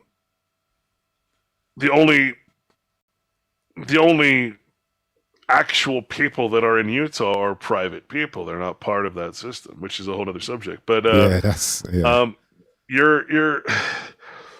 you gotta understand that this is the foundation. This is the whole scheme being laid out, right? This is the theft of your natural, if you will, identity. It gets transposed into this fictional legal character, and you essentially become, for all intents and purposes, you're essentially becoming a monopoly piece on a monopoly board, right? Think about that for a minute, right? You cannot play any game unless you assume the role of, right? You're the player, right? I'm player number one in a video game, and it shows my little avatar. I'm this, I'm that. But I can't play any game, especially a board game, unless I assume the role of that game piece. I can't play chess or checkers. I can't play Monopoly unless I say I'm the car, right? Well, in the legal realm, we're doing the same thing. We're saying I'm the engineer. I'm the sound designer. I'm the sound engineer. I'm the this. I'm the that. Well, those are flattering titles that don't exist in nature, right? And that's the important part. Don't respect flattering titles. I'm a nurse. I'm a doctor. You can trust me. Never mind that we're the number one killer and cause of bankruptcy in the world, but you can trust me. Right? I'm a doctor. Why do I trust someone because they wear a white coat and call themselves a doctor? That's the most foolish thing you can do, right? It's because they're qualified. You know that. Well, yeah, but who qualifies them, and what does that mean? Once you're qualified, who's looking at who's requalifying you? What does it mean to be qualified? And that's the point. If you're gonna heal, right? If I call myself a healer, it's because I'm actually healing. If I call myself a doctor, it's because I'm incorporated and I'm allowed to use that proprietary title under the law. And I have dominion to that law, and it says what I can and can't do, and it gives me protection and license to kill. If I kill somebody, no worries. I have insurance, right? I have liability insurance. What do they call it for doctors, right? Like, the last thing I want to do, and this probably sounds strange to people, but the last thing I want to do is go to someone who has my life in their hands, who also has millions of dollars of insurance that says if they kill me, no big deal. Just pay in money, right? That is actually really, really bad. Malpractice insurance. Evil practice insurance. That's what mal means. Evil practice insurance. Wow. Don't worry, I'm insured for evil. I'm insured for malevolence. If I kill or harm you, don't worry, the insurance will pay out. That's where the notion of money is the root of all evil comes from, because my God, I'd rather have someone with no insurance who's going to be extra careful and agrees to be sued if he harms me, right, for his own personal property. Yeah. But these doctors and nurses, they don't care. They've got millions of dollars of malpractice insurance. They could give a shit whether they harm you. And that is why doctors are the number one. And I'm not just saying this, again, did a whole documentary series about it. And one of the highest university studies, when they actually looked, they found there's no actual number to record, or no actual name for doctor-caused harm. It's called iatrogenic. Yeah, iatrogenic. Yeah. Death. Yeah, there's nothing. They don't mark it down. He died of a heart attack. How did he have a heart attack? Oh, I caused it. But they don't say that. There's no coding for doctor-caused death or harm. And so it goes unreported. Well, they did a study of all the hospitals, and they looked at the records. They found out, he died because they left a stethoscope in his chest plate. He died, because of this drug or because of this doctor's malfeasance. But they don't report. Would you report it? I mean, if you had a chance to say, well, he died of a heart attack or a stroke, and you could just say, well, oops, I killed the guy. He died of a heart attack. Right? I mean, this is why the legal system is and can be nothing but evil. Evil being a word, again, don't think of it religiously. Think of it as artificial against, everything that's good, basically. Everything that is that makes a man honest, charitable, loving, and all that stuff. So it's crazy, man. In a nutshell, we're all on a monopoly board. We're not touching the land. We can't own We can't own anything. We have nothing. Everything, including our children, is given to the state. And what's that? Because you said we don't own. Because I guess with a car, what is it? You're the registered keeper over here in the UK, as well as tenant. a homeowner. You're the owner of the title. Tenant. Yeah, you're owner of the title. So Yeah. literally. Yeah. And well, what is that? What does it say? It says, "Do not respect titles, flattering titles." That goes across the board. Why is that in the Bible? Why does it say don't be surety? Why does it say don't do this and don't respect persons over and over and over? And when you go to the concordances and the lexicons and you say, well, what does that mean? What did it mean back in the Greek and the Roman times? Man, it's the same thing. See, here's the trick, man. The trick of it is that what's happening is you're being incorporated. And what incorporation means, you're familiar with the words incorporeal, corporeal, and incorporeal? Incorporeal. Right, sort of, if you're corporeal, you're physical, and if you're incorporeal, you're like a spirit entity. Ghost, right? Yeah. So to incorporate a man is to remove his spirit. So in means take away, incorporate. You're taking away his spirit. Incorporeal, no power, no ability to do anything. So what happens when you're incorporated? Say when you become an employee. It's all a citizen is, really. It's the same thing, an agent, employee. You have a principal. You do the will of the principal as its employee or agent. Wow. And you have certain powers to do so, right? So your spirit, or if you will, the ability and drive and power to make a moral choice taken away. Because if you think about it, the hierarchy of your being, your trinity, if you will, is the body, the mind, the spirit. Well, the spirit is the highest. It's with a spiritual law. The spirit controls the mind. The moral compass controls the mind, and the mind, therefore, controls the body, not the spirit. You have to have that distinction. So if I can take away your spirit, if I can incorporate your body, if I can incorporate you into the whole, meaning take away your body and incorporate it in the whole, then you're now left without a spirit. You're left without choice. You're in a giant causal loop, causality. You can choose between left and right.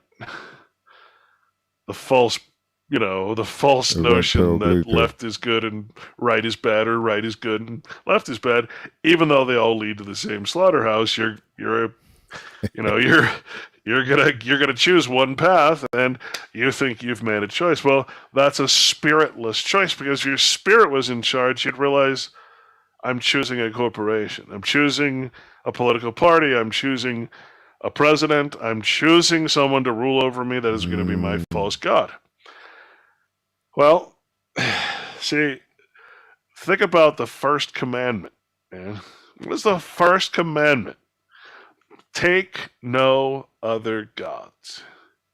Now, we read that, we say, well, that's obviously directed towards, the Zeus, or right, some supernatural thing that people know, the Greek gods and the Roman gods. Take no other gods before nature, reality, truth, right? Well, actually, no. If you go and you read it, it means gods. It means presidents, magistrates, judges. Don't let any man have power over you. Don't respect the title. Don't respect the person. So that's once you no longer have any attachment to the person, you realize it's just a vessel, like a car that you use in commerce. It's very difficult to you can't ever unlearn this, right? But once you really actualize it, once you really know it, you're I mean, every time I use anything, I dread it. I feel like a hypocrite. I feel like I'm in a game, or I'm in a simulation that I know I'm participating and I know I shouldn't, because I have a whole book of law that tells me that I obviously not to, under any circumstances, because the way the maxims of law work is that the second let's say I use money, right? Or I get credit. The second I use money, that money belongs to the United States. That money is property of the United States. It's not your property any more than your car is your property, any more than your house, or for that matter, in legal view, your children. They're not your property. Okay, the court considers itself the head of the family. Family means corporation, right? So the second you use anything, that is a contract. Guess what? You've just left the natural realm.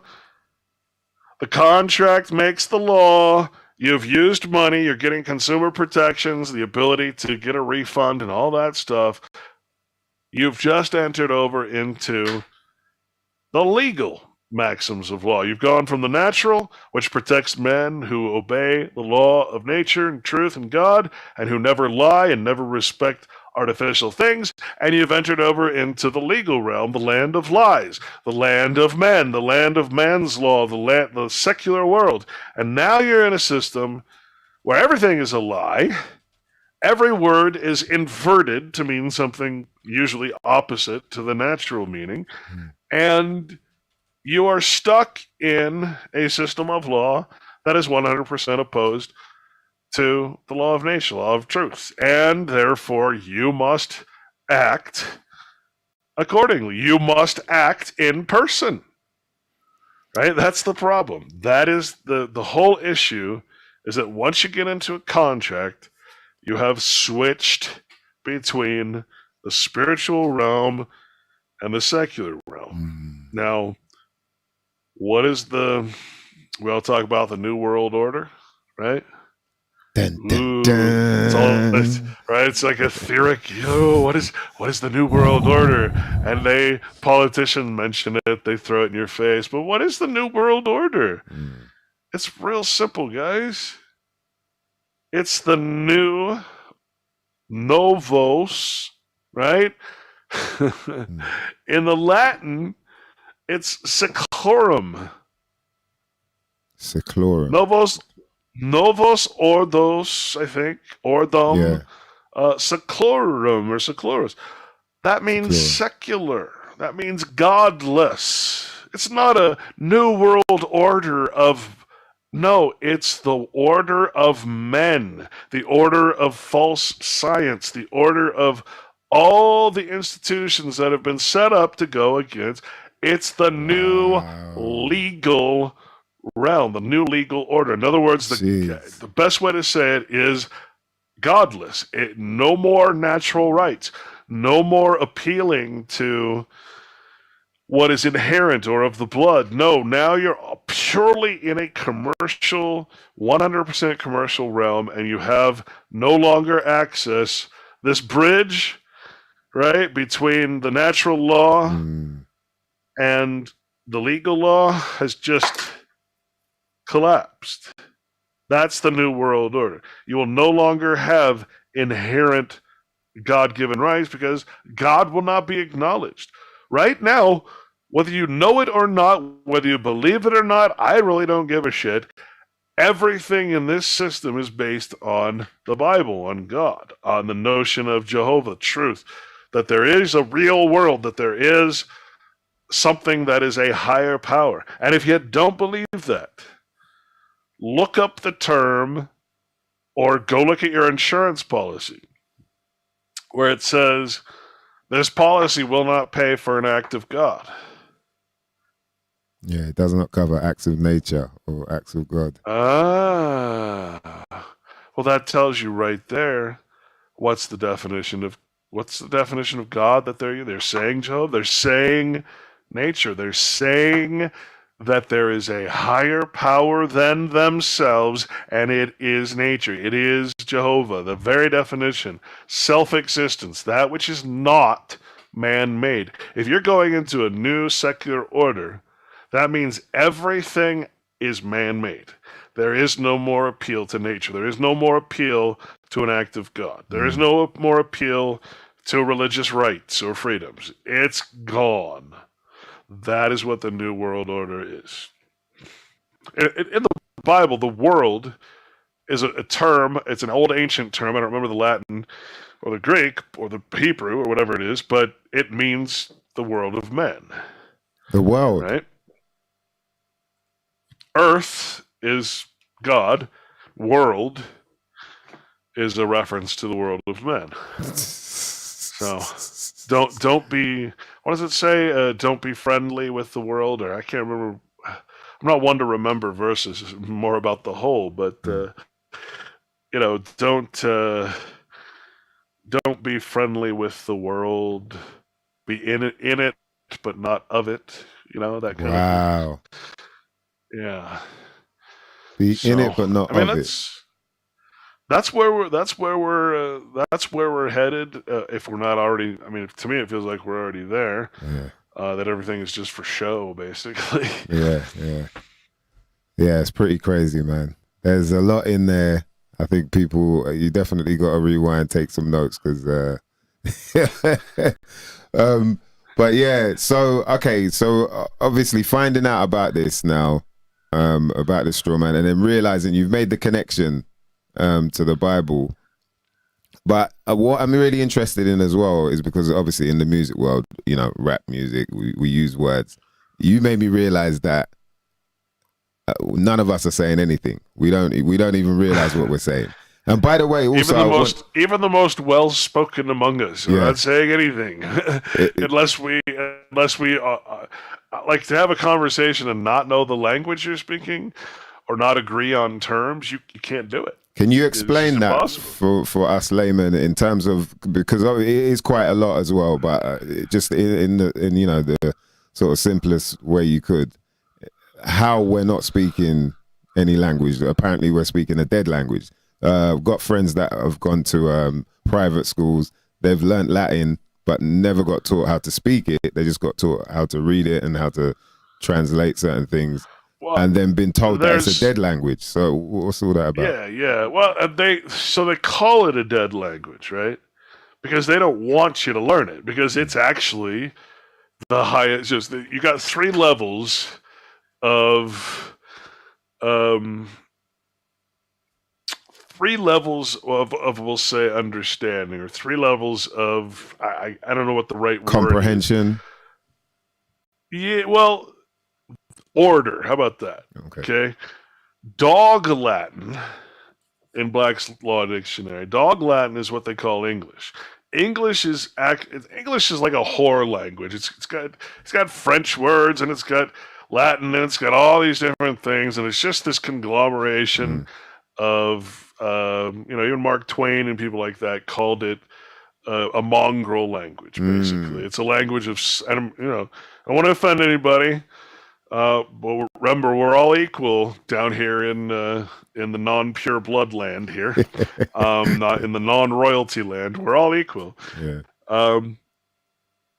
It's a slave language. It's a language. The reason they call it Dog Latin is because when you say when you talk about a dog, any animal, you're talking about a 4-footed beast. And a 4-footed beast is one for labor.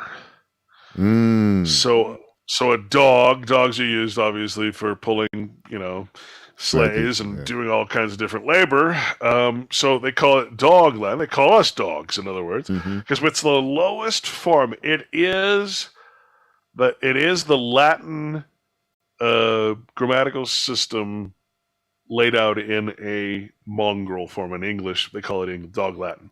Right? Then you have the next level, which I can't remember what it's called, which is sort of you could call it the middle management or the upper management, maybe. It's like you're up in the echelon, but you're not quite at the top. Then you have all the way at the top, you have what's called Law Latin. And that's what we're talking about. It's what I try to teach in that book, is that this whole system, this whole setup of words that have an inversion. So if I'm speaking in Law Latin, it's like the difference between when God speaks and when the devil speaks, right? The devil's going to speak in reverse anything that God speaks. Does that make sense? Yeah. So I'm going to invert anything that comes from nature. I'm going to make it. So it's Satanism. Satanism really is to take everything natural and turn it into its inverse, or the lie, the illusion, the delusion, right? It's to destroy truth, basically, right? So when you're talking about the legal language or the highest language, imagine having the power. Imagine where power comes from. Well, power comes from language, right? You would never, ever, ever teach your slaves your language, the language of the master. You're never going to teach that which is lower than you your secrets. So if I'm speaking in the serpent tongue, which is to say that I'm speaking in the Law Latin, that which inverts all things, right? Turns it upside down and makes it opposite to reality. And we're all down here sincere and thinking that our words really do mean what we say they mean, right? Meanwhile, you're speaking to literally a devil, an attorney, someone who knows the language of inversion, who is speaking the same words as you, but they mean the opposite. Well, here's the problem. As a citizen, as a person, of the United States, you are expected to know all of the law, right?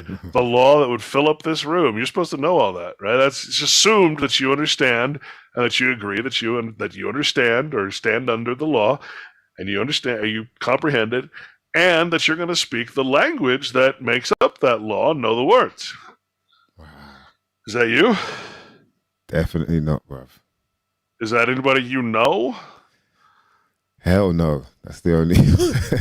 Definitely Well, not. we're stupid enough Jeez. to agree to be a person, which means we're bound by the law and must speak the legal language. We're dumb enough to agree to that. I should say we're dumbed down enough. We don't know this whole thing exists. These three levels of the very much alive Latin language that controls everything. Why do you think the Catholics still do services in Latin if Latin is a dead language? Yeah. Gotta wonder, right? Why is it written everywhere as well? In all these important buildings, you see Latin. Exactly. Roman numerals it's not everywhere. dead, but it's kind of like political science is another one, man. Political science is so heavily put down that every time you see it in the media or in a movie or in a television, they joke about it, right? And until recently, I never looked at political science because I'm like, well, it sounds dumb. I've literally been brainwashed not to look at what political science is. Boy, you know what? The second I understood the international law, second I understood how we're under international law, not United States law. As soon as I understood the whole big picture, I realized I understood political science. And the reason we're not supposed to look at it is because that's the way the system really works. It's not. I'll put it to you this way: if I'm a slave, let's use slavery, real slavery, as an example. If I'm a slave on a plantation, I'm born there, raised there, taught to work there, and I never leave. Well, then the only law that I'm going to know, I haven't been exposed to the Bible, so I can't be free, right? I don't know that law. I don't know really the law of the common law because I never got taught English, so I don't even have that, right? I just know my basic words, and I can take commands, and I can, right? If I'm never taught anything, if I'm dumbed down or kept from the knowledge, well then, again, why would I then, as your master, who is only your master because I have a language that I speak that you don't know, right? And it controls you because you don't know it. The reason that you cannot, and we're all sitting around going, how do I be free? I'm going to tune into the radio. Maybe some guy on the radio is going to tell me, how can I be free? I've had people actually ask me that question, and I'm like, oh, you can't. It's a mindset. It's your actions. It's not some status, right? If you're going to be free, you're going to have to act the part. So it's a lot. It's difficult to put this into a soundbite that I know. Like you said in the beginning, to be easily understood. But you do have to realize, there are these levels of comprehension, and depending on your status, that is what you're exposed to and taught. And the highest level, I don't even know if I know that, but law of Latin, as far as I'm concerned, is the highest level that I deal with, which would be your high level false gods, basically. The wealthy, the elite, the bloodlines, right? The royalty, that sort of thing. Yeah. And it seems to be quite a big group of people. You know, obviously we talk about the 1%, but in terms of the amount of different families and names, I believe, is it like the peerage names or something like that, that all seem to be linked? Well, like I said, it's impossible you can't look at skin color, you can't look at region, you can't look at anything. Like all of a sudden, some Hollywood actor, for instance, will get married to some obscure, homely looking girl in England. Why? Well, how did this happen, right? So when I did some of my early fascination was genealogy. This is why I know Obama is a white man. Because he is cousins with all the presidents. All the presidents. See, George Washington was the highest Freemason. The Washington arms is a flag of heraldry that's still flown in Washington. That's how. I mean, he was very close to the kingly level, right? Wow. So,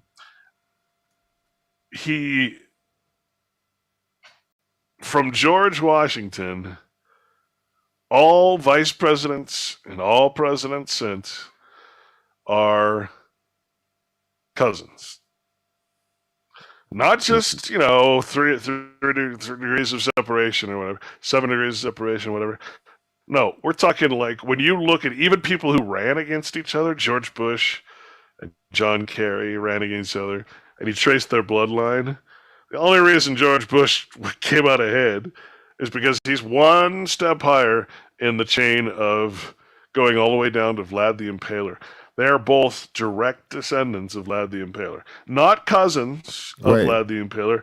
They are the bloodline. They are the direct descendants of all the kings of England. Well, so is Abraham Lincoln. You're saying this Vlad the Impaler, Dracula? Wasn't he called Dracula or something like that? Right. But he's also part of the royal bloodline. The kings of the kings and queens of Europe, basically. Wow. So, yeah, I can send you. What? It's one of my blogs. One of my blogs has all this genealogy. Then you go to people like Trump and Hillary Clinton, right? You got the illusion of everything's a lie. Remember, everything's illusion.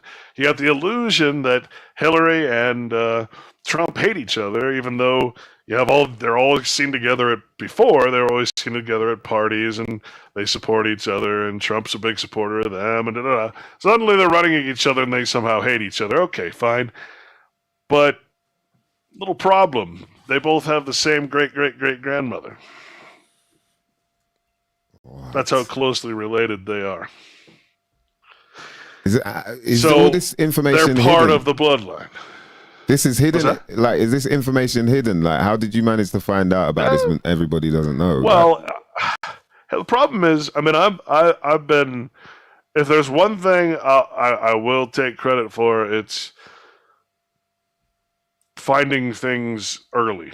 In other words, I'm a little before I put stuff out, and then years later it gets talked about. In this case, look at David Icke's work. Look at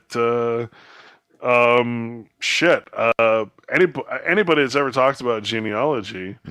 They'll point to the peerages, the groups that actually keep track of that, because you got to realize. Remember, we're talking about race, right? Who is? I mean, if you think about who is the only actual so-called racist in the world, well, it would be someone who is high order, like, I don't know, a king or queen, who, when she dies, the crown is passed to the nearest descendant in the chain, right? That is racism in its most blatant, capacity. Yeah. Not guys shooting each other in the street over drugs or whatever, or just pure hate that's been put on them by those people, so that we don't notice that there is a bloodline family whose arms, whose heraldry you can look at online. It's a little harder nowadays, but no, I put all my sources into I did a show on it. I've got whole pages of genealogical sources, Ancestry.com.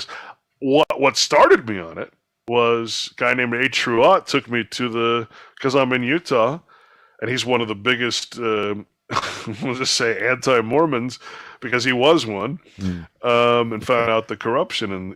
He took me to the Mormon Genealogical Center.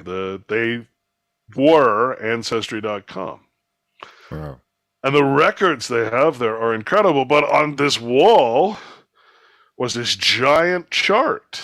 And then over here was this other giant chart. And There's George Bush, there's Abraham Lincoln, there's this, there's John Kerry, there's this, all these guys. I'm looking at this and he's going, this is reality. He's so like, these are records. this is how it works. These guys are all of the same family. When you hear, you know, my father came over on the Mayflower, or daughters and sons of the revolution, or whatever. I mean, all these are people. The difference between someone, like, I can look at my genealogy and maybe I might say, oh, look, I'm a 19th cousin of George Washington, or, right, some distant thing that means absolutely nothing. The question is, why does it mean nothing? Because that would actually mean something if I was in on the secret, in on the bearing your arms, right? The society here that's called the Order of Charlemagne made that clear, where it said that most people who came to America did not bear their arms. They were indentured servants and slaves and people that were escaping religious persecution, etc. That's who came over to America. These were not rich people mostly. They were people who wanted land and people who, right, before the United States ever happened. They were all in the 1600s and that kind of thing, right? They were classed as indentured servants. Is that right? They what? They were classed as indentured servants and people like that. That were sure. I mean, a lot of people were prisoners, and when you're a prisoner, you're basically a slave. a slave. Excuse me. But sick. Oh. Yeah, man. So there was a special where stars were learning about their genealogy. You want to get a glass of water? Yeah, get a glass of water, man. It's all good. Could you excuse me for a moment? No problem, brother. Well, anyway, what's his name? The Michael Moore, is that the filmmaker? Yeah. Michael, he found out that his father, when they came over here, he came over here as an indentured slave prisoner. Right? So that's his heritage, basically. So let me I'll be right back. Yeah, man, no problem, man. Listen, mother lovers, you are in tune right now to some shit you might not never know nothing about. We got Clint Richardson right here. You know what I mean? He's getting some water. But yeah, getting very, very deep. Shout to the people that are locked in. Mr. Green, I see you. Shout to The Only Way Out is in. Yeah, get your questions in as well, man. We'll definitely ask him whatever you want. Shout to BLA, dropping some knowledge bombs. As always, man. Big up to Vinny B. Appreciate you, brother, man, for making this happen. Because, boy, big up to Gleam, Yamore, all the crew locked in, man. We appreciate each and every one of you. Getting very, very deep. Very, very deep out here. You know what I mean? And what I wanted to say was, yeah, make sure you lot hit up. We posted the, I think it was the blog there, isn't it? The strawmaninfo.com. No, strawman.info. Yeah, we post. I'll put it up again. Yeah, we'll put it up again, man. So you can download the book for free, by the way, as a digital, PDF. But also, if you wanted to get the book in, material form, something tangible you can hold. Look at that, it's beautiful as well. Then I'm sure you can order that from the same website. Clint, yes, we really appreciate you having you here, man. Because boy, there's, like I was saying, a lot of us might be new to this, and so I think you're definitely giving us some heavy breakdowns on things we can, look at and start to understand a bit more. Yeah, I think the number one thing that you have to get, if you get nothing else from this, is that all law that is not of the, say, the natural realm, right? All law is attached to the person, the status. So if you're acting in status, then you're under the law of man. And if you just get that, right? In other words, As soon as I step into the Monopoly game, now I'm under the law. I'm the car or the thimble. Now I'm under the law of the game. Right now, I've stepped into the simulation. So the question then becomes, right? How do you stop being a person? How do you stop identifying and doing business as and doing all these things, right? That's the question that most people, I want to be free. Do you? Do you really want to be free? Because that'd be the difference. I mean, it's night and day, right? There's nothing similar about being a free man. And which is why most of the people who have been free men, most of the higher up echelon of the bloodline has always said most men will not choose to be free. Why? Well, it means you have to make a moral choice at all turns. You always must say no. So one thing you can't do in the legal realm is say no, unless it's a choice, a causality that's given to you. You cannot vote, and yet you're still going to get whichever false god is voted, the other fools vote for, right? Yeah. So, yeah, you're not voting, but you're not voting is actually an action, right? So you're still participating in the election. You're just doing so as a bystander. You're still watching. You're not doing anything to oppose it. It's still an action, and your action speaks toward being. Silence is not just a concept where nothing happens. You're actually physically remaining silent. It's taking an action. So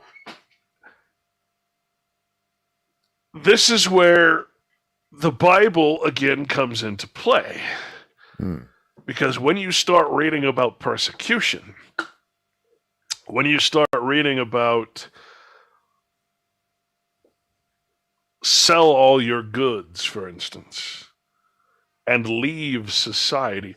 When the Bible talks about a lot of things in religion aren't in the Bible.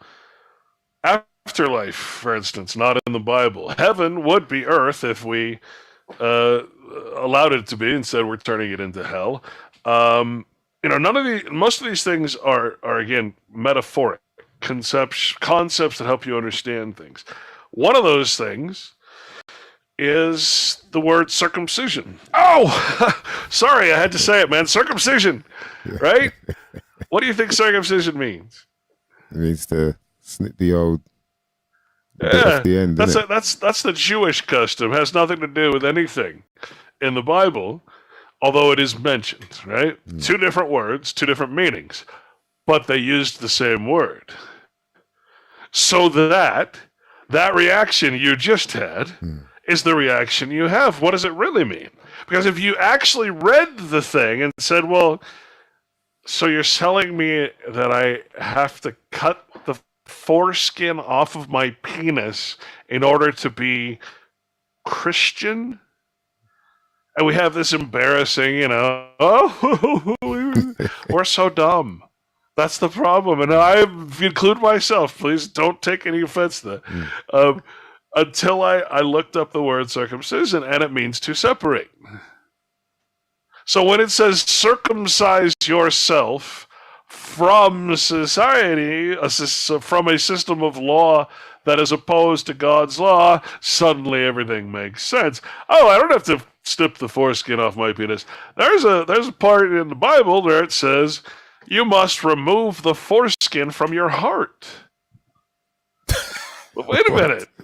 Do I have foreskin on my heart? No. Listen to me and listen to me good. It's a metaphor. Okay, so what does that mean then? It's a metaphor. You must lift the worldly, right? The all the things that make you attracted to bad things, right? What does it say? That will think that what is good is evil and what is evil is good. That's the time we're in right now.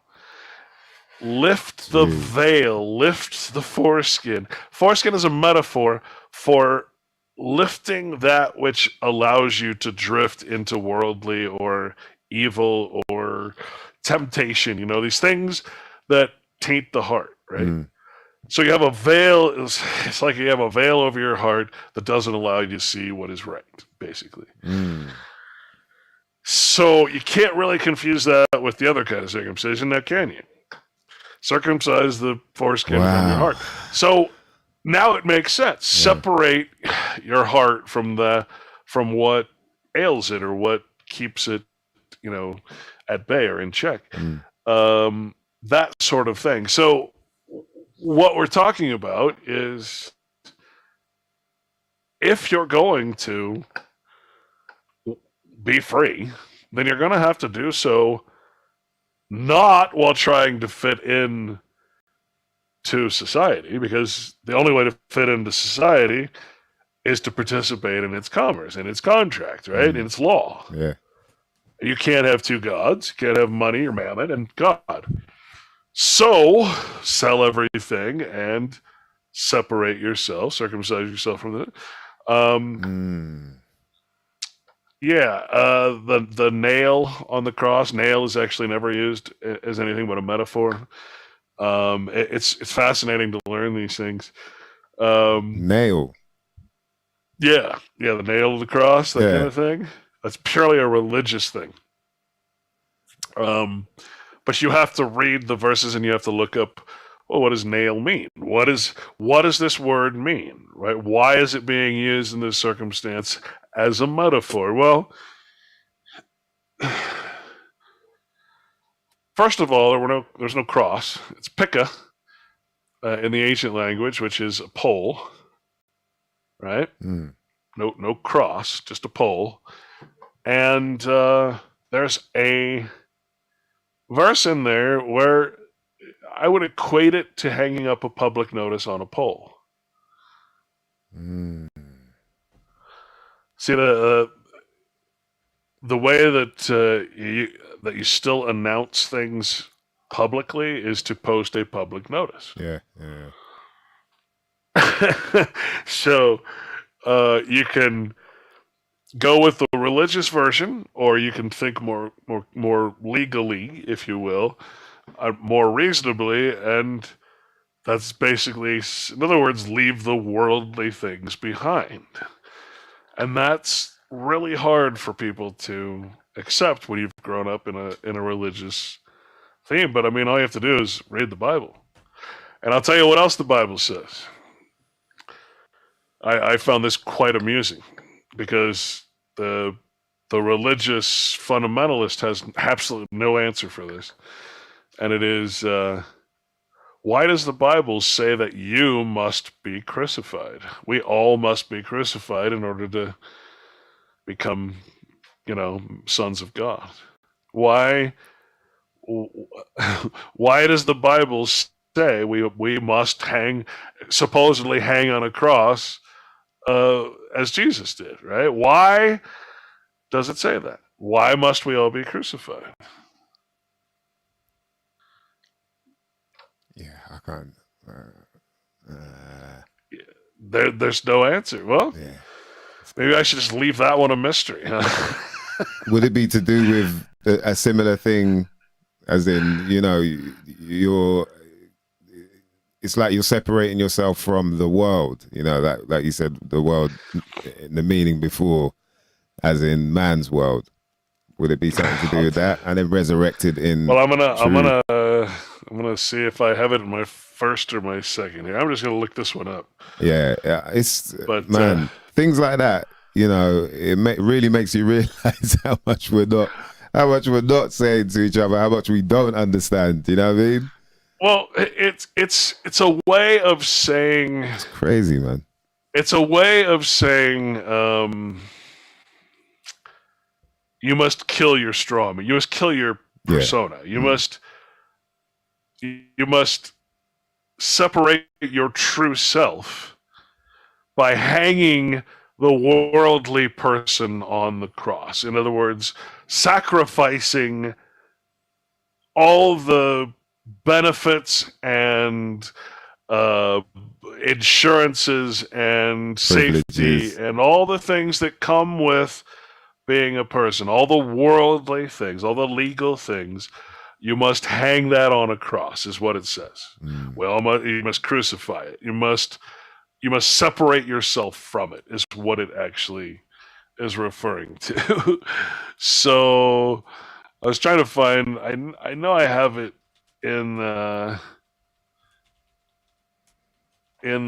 book. I'm just not sure if it's which one it is or which one. I'm going to look for it real quick because it's kind of important to understand, you know, the way these things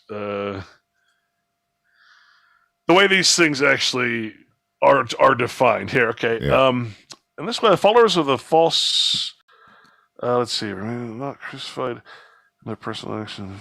The figurative meaning of this word crucify, which is like storos, but it's storu in the Latin, is to crucify the flesh. Well, flesh is another word you have to look up because flesh is the worldly thing that we're talking about. The spiritual self must be set free by crucifying the flesh, is what it's saying. It's metaphoric. Does that make sense? Yeah, I mean, it sounds like the inversion that you're talking about. We understand flesh as being... Exactly. To figuratively, this is the definition from Strong's Concordance, right? Crucify from Strong's G4717. Everything I'm saying is documented, okay? Just explain... If you looked at the book, you saw how documented it is, right? For sure. To crucify the flesh. Oh, sorry. And then it says to figuratively, this is the important part, because you have to know both. You have to know the literal and the figurative to understand the figurative. Without the literal, right? It's kind of like the devil can't speak in the serpent's tongue unless there's a natural language. The Bible has no use for existence unless there's something opposing it, right? Everything has to have its opposite. There's nothing exists without something that opposes it. So figuratively, in Strong's Concordance, it says extinguish or subdue passion or selfishness. Right? Storos means a stake. Storos figuratively means exposure to spiritual death. Another term for self-denial. Well, what is self-denial? Well, after I understood that my identity is not my own, I understand now that I'm in self-denial because I'm denying myself and acting in person. I'm acting as something I am not, which is another thing the Bible says, do not pretend to be something you are not. That's exactly what I'm doing. I'm in hypocrisy. I'm in complete state of simulation where I'm acting as a person. I'm acting as a piece on a Monopoly board. I'm in self-denial. These terms are so much more deep and so much like the Greek. I talked to a guy from Greece who learned English and said that there is absolutely no way that you can translate Greek to English because Greek is such an emotional, powerful, spiritual, not passionate, but figurative. Everything. It's poetic. Yeah, poetic. Right. It's a romantic. Everything about it is. It's just passionate about everything. It's just I don't know how to say it. Whereas English is like dead. Plain, yeah. And, you have to use so many words to possibly describe something beautiful, right? There's no word for beautiful, and beautiful doesn't mean much, right? It doesn't have a specific concept that makes you feel. It's just a word, right? And that's the difference between these languages is the feeling or the emotional state, the spiritual being that's behind it. So it's very hard to read this in English unless you consider these things. And so, when you're hung on a cross, you're exposed to spiritual death. Now, if you go to the legal language, you have two things. You have spiritual death. What does that mean? In legal language, that means to be in person. To be in person means spiritual death. In fact, let me look it up just to verify. What the hell, man? I know. I told you it all completely. It completely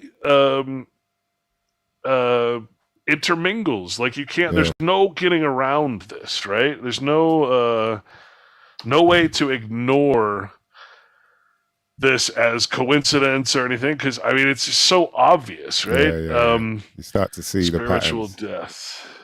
So I said a public notice, right? A notice given to the public generally, or to the entire community, or to all whom it might concern. And if we're posting something, we're exposed on a post, a storos across by public notice, carried in ledger and accounts. So yeah, it's the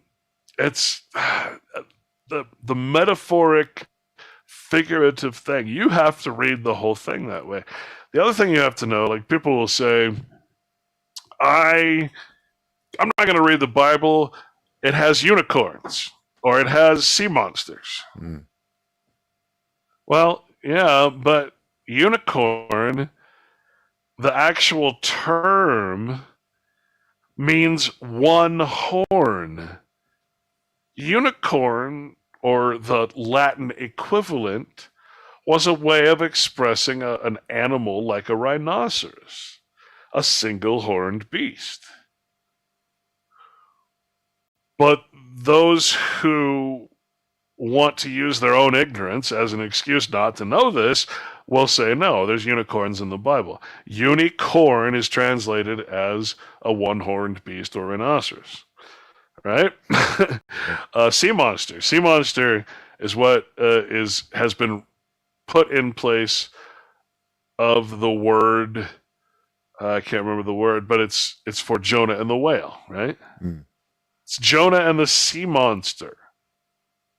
As in the fictional sea monsters they used to put on maps to warn you away from sailing into the Bermuda Triangle or sailing into somewhere that there's rocks and you're going to crash your ship, right? They'd put a sea monster on the map. Well, the story of Jonah and the whale is actually Jonah being swallowed by a fictional sea monster. But they're going to say, well, I'm not going to read the Bible when I have to believe that Jonah was swallowed by an actual whale and had a conversation thereof. You have to be able to let yourself go. You have to be able to read any other book from the time. Read Gilgamesh. Read, the Odyssey. They're all the same. They all have the same anthropomorphic type of character. You have to do that in order to tell a story. If you were to try to tell a story of the law, no, you couldn't. You have to give it some sort of character. Disney does the same thing with its so-called moral stories, right? The skunk is this, and the bear is this, and they all have a part to play in the story, which you tell the story for a moral purpose. Well, maybe not Disney, but you get the point. It's something that is an ancient art form. The Bible is no different than any other book. And yet, how many people have you met? I don't believe in the Bible.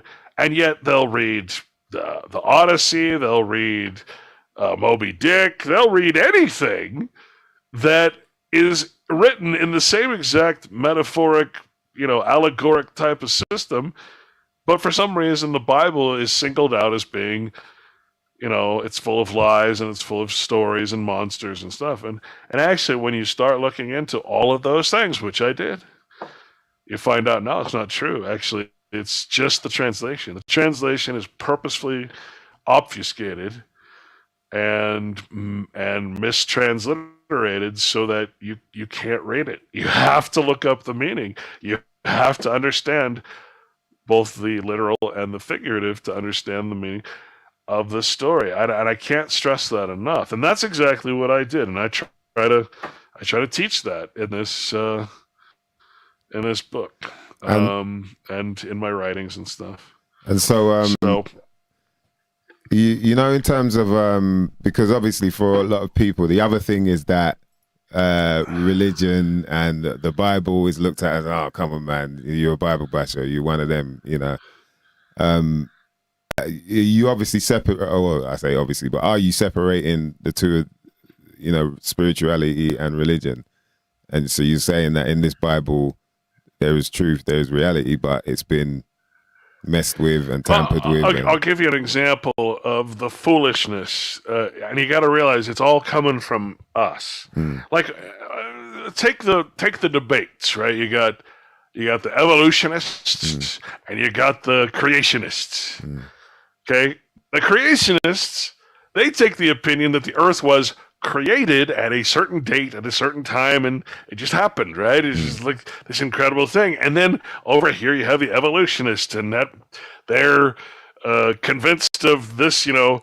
By the way, the Big Bang Theory was just disproved. I don't know if anybody knows that or not, but that new telescope they built disproved the Big Bang Theory. I didn't read the whole article, but I kind of snickered at it because it's like the religion of science because they can't explain anything. Scientism, I should say. So the evolutionists go by the Darwinism and all this, right? None of this having anything to do again with the Bible. But if you take the creationists and you understand what I'm about to tell you, and you take the evolutionists, you understand what I'm about to tell you, you find out that this is all part of the game. This is all part of the cover-up. This is all part of getting you in a mindset that you're not actually reading the Bible. You're just listening to a bunch of a-holes give us your opinion. And what's worse is, remember I told you, God is well-defined. God, the concept of Jehovah, YHVH, is a well-defined thing back in Plato's time. This is pre-biblical, right? The Bible didn't just create this stuff out of thin air. This comes from ancient wisdom, right? Ancient understanding and knowledge. So this term is one of the most beautiful things I ever learned. One of the things that really crossed me over to understanding how dumbed down we are is that Jehovah is actually a verb. It's not just a name. We can argue over how the name's pronounced, and we can say this, and the Jehovah's actually the devil, and right? But it's actually a well-defined, well-understood term that was taken out of the Bible and replaced with the words God and Lord. But imagine the Bible where every time the word God meant Jehovah, it was actually Jehovah. And I'm again, if that pronunciation for some reason bothers you, listen to me carefully. The pronunciation is in dog Latin. We're dumbed down to the point where for us to even argue over how "and" is spelled and used, we're too dumbed down for that. Yeah. To have a argument over the way to say the name of God, that just shows us how foolish we actually are. Because what is the message? What is the purpose? What is the meaning is what counts. And this is not something that you have a stupid argument over, right? This is a beautiful, beautiful, wonderful, spiritual understanding that, as if you know that, then the pronunciation is, who cares? As long as you understand what I'm saying. And that, I guess, my point is that to read the Bible, like, let me put it this way. Imagine reading any book and that they never tell you who the main character is. They're reading a book about God, but they don't tell you who God or what God is. Well, that's because the knowledge was there before the Bible. They don't have to tell you what Jehovah is because it was understood before the Catholic Church came along and took it out of the Bible. Before the King of England took it out of the Bible, right? It was an understood concept, and it is beautiful. It's a verb, not just a name, and it means, as we were discussing before, it means self-existence and self-evident. All, some people say the universe, some people say life itself, but basically all that exists, and if you understand this, you understand the whole concept of legal law. All that exists that is of God, of Jehovah, that is not man-made. There is what is natural, and there is what is remade in man's image. That's it. There's only two things. There are lies, fictions, inventions, and then over here there's creation. Man cannot create. Man can recreate or invent things out of what already exists. What is, in other words, self-existence? This is why you can't patent what is in nature, or at least you used to not be able to, but even that's getting corrupted now. You can't patent something that appears despite man's existence. In other words, if you understand that everything that is not man-made is God, you are part of God. Your body is the vessel of God. You are the, this is what the Bible says, not me, by the way. That you're, it's so incredible to read these verses and understand that you are not God, I am not God, but we are all equal parts. We are all, and therefore we must respect the whole by respecting all parts. But we we don't do that. This is why you don't want corporations, because corporations are persons too, right? And therefore corporations have the right to destroy what men should be protecting under the highest law. Right? Does that make sense? So if God, as intended in the Bible, so that you, when you're reading the Bible, you understand, okay, when it's talking about Jehovah, it's really talking about existence, like nature, it's reality, truth. God is truth. Not man's truths, not false truths, not false God. No, we're talking about the reality, right? Reality. That which should be held sacred is truth, and everything man creates should not be held sacred. And yet it's the reverse, especially when it comes to religion and politics. So if you grasp that, and that this whole time you should have been reading the Bible with the knowledge and understanding of this. I mean, imagine writing this whole book and accumulating all this knowledge and not having a meaning for the concept or term. It really doesn't make any sense. Oh, we'll just leave it up to, in 2022, they'll be so smart and so, with it, they'll have, chips in their heads. They'll know exactly what it is, right? They'll have all the knowledge in the world at their fingertips. Well, yeah, but we're the dumbest people in history. Right. And we're meant to be advanced civilization. So if you grasp that, man, if you get that, then you can understand that when we say setting ourselves free or going back to nature, you're not really going anywhere. You are already part of YHVH. You're already part of it. All you have to do is start acting as yourself.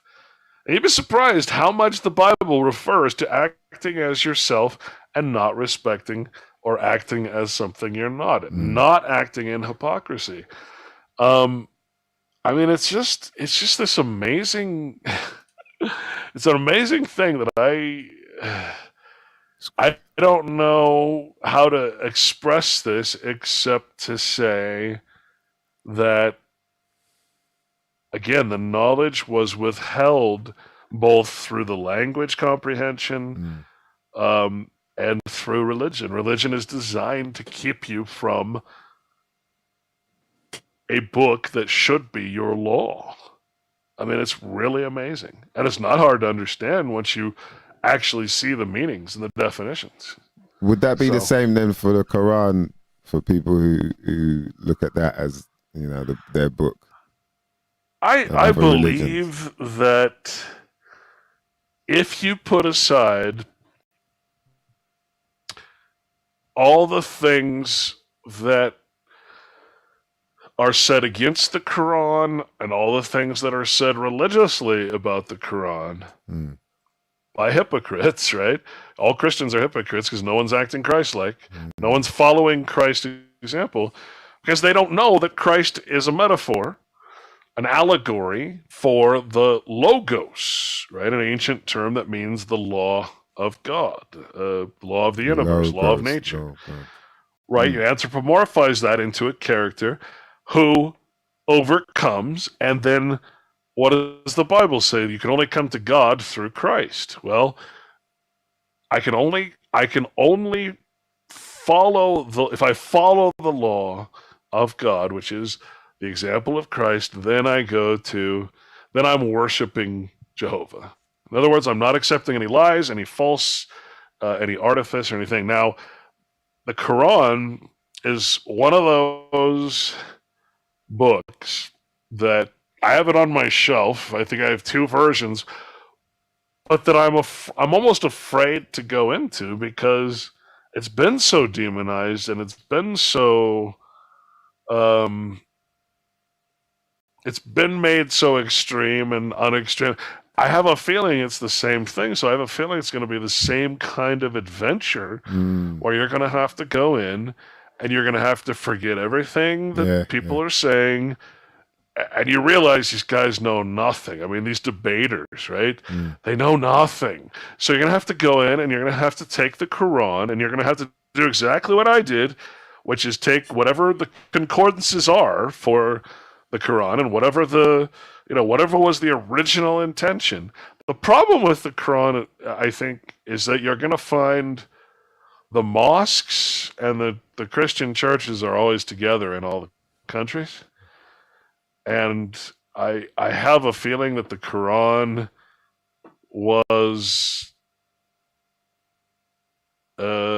used to Christianize in a bad way the Muslim world. But I could be. That is something that I'm not an expert in. I'm not going to sit here and say one or the other.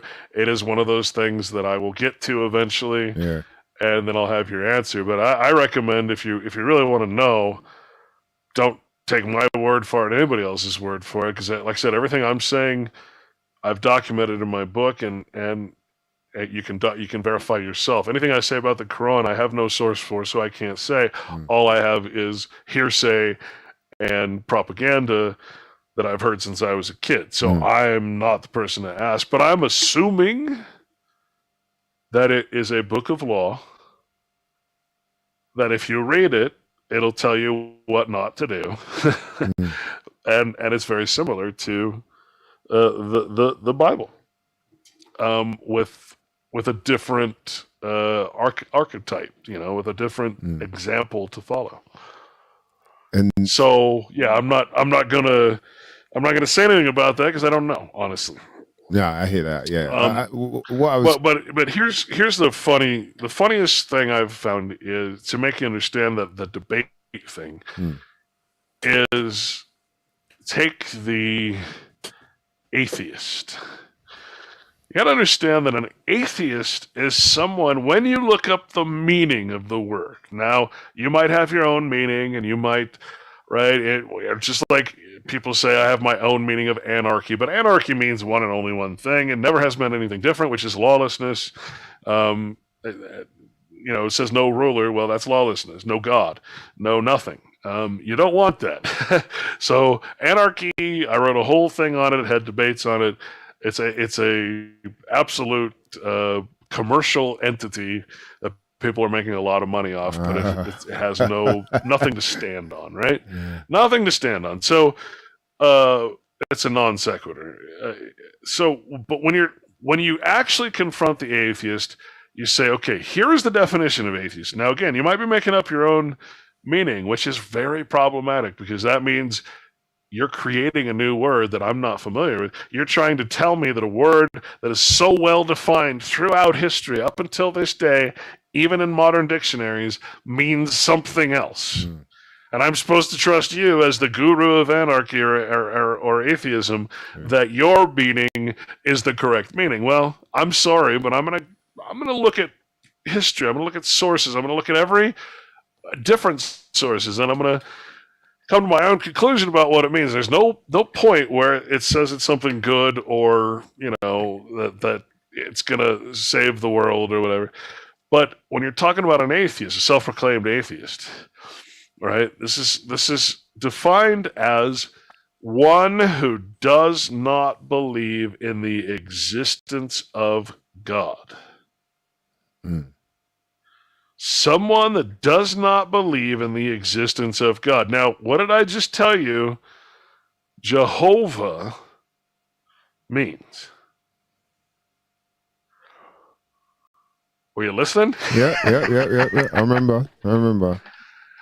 So well, they're saying it's right in the sentence. Someone that does not believe in the existence of existence. Someone that does not believe in the existence of existence. Wait a minute. That's nihilism. It's nuts. That's not anything. It's again a non sequitur. I'm an atheist. Well, have you thought about, right? What does that actually mean? I don't believe in the existence of God. Well, okay. The whole reason there are atheists is because this term YHVH has been lost to people. Would I say I don't believe in God if God meant to exist? I mean, I wouldn't say that. Even if I was dumb, I wouldn't. I mean, it doesn't make sense to say I don't believe in the existence of existence, right? So that's what atheism is. It's a non sequitur, a circular reasoning that means absolutely nothing, and it takes you again away from the Bible, this book of law. So you've got either religion or you've got atheism, both of them designed to take you away from what the Bible actually says. All right, so now let's take the debaters. You got the creationists and you got the evolutionists. Well, existence is an ongoing or never-ending action. It's a verb. Again, Jehovah's a verb. It's an action. It's existence didn't start and end. Creation didn't start and end at some point. Creation is an ongoing thing. It is life itself, right? Creation, it's not meant to be, I made a paper mache ball, called it Earth, and all is good. Which is actually why, the Old Testament story is actually the Elena Emnish, which I have in the book, and it's actually the Babylonian creation mythos. And if you read that, you'll be like, oh my God. It's a really dumbed down version of the Babylonian creation story. Babylon not being a good thing. Because it's the Old Testament, not the New Testament, right? So you're talking about creation as if it was a singular event. Because we've been dumbed down and we cannot think outside of that type of box. Where that's a two-dimensional thought process, whereas creation as an ongoing three-dimensional process, or four-dimensional, or how many dimensional? I guess dimension is probably not the right word, but as existence itself is the act of creation and recreation. That, and then there's the apologetics. Well, creation could have lasted 1,000 years, right? Well, no, it's never ending. The definition of Jehovah is never ending existence, life itself, right? We're all part of it. And this agrees with every other spiritual, Buddhism, all those different types of religion. That is the same concept that goes throughout all of them. because the word was understood. It might be a different word or name in every culture, but it's an understood concept, except in our culture. Then you have the evolutionists. Well, same thing. If evolution is a fact, a truth, then it's part of the cycle. You're not wise because you figured out that things adjust to different climates. You're just pointing out the obvious, right? So the whole thing is a false dichotomy. It's a false argument. It's because, and this is the part that gets me real frustrated, it's an argument against the lack of understanding of the meaning of the word God, where we're all left because of religious interference.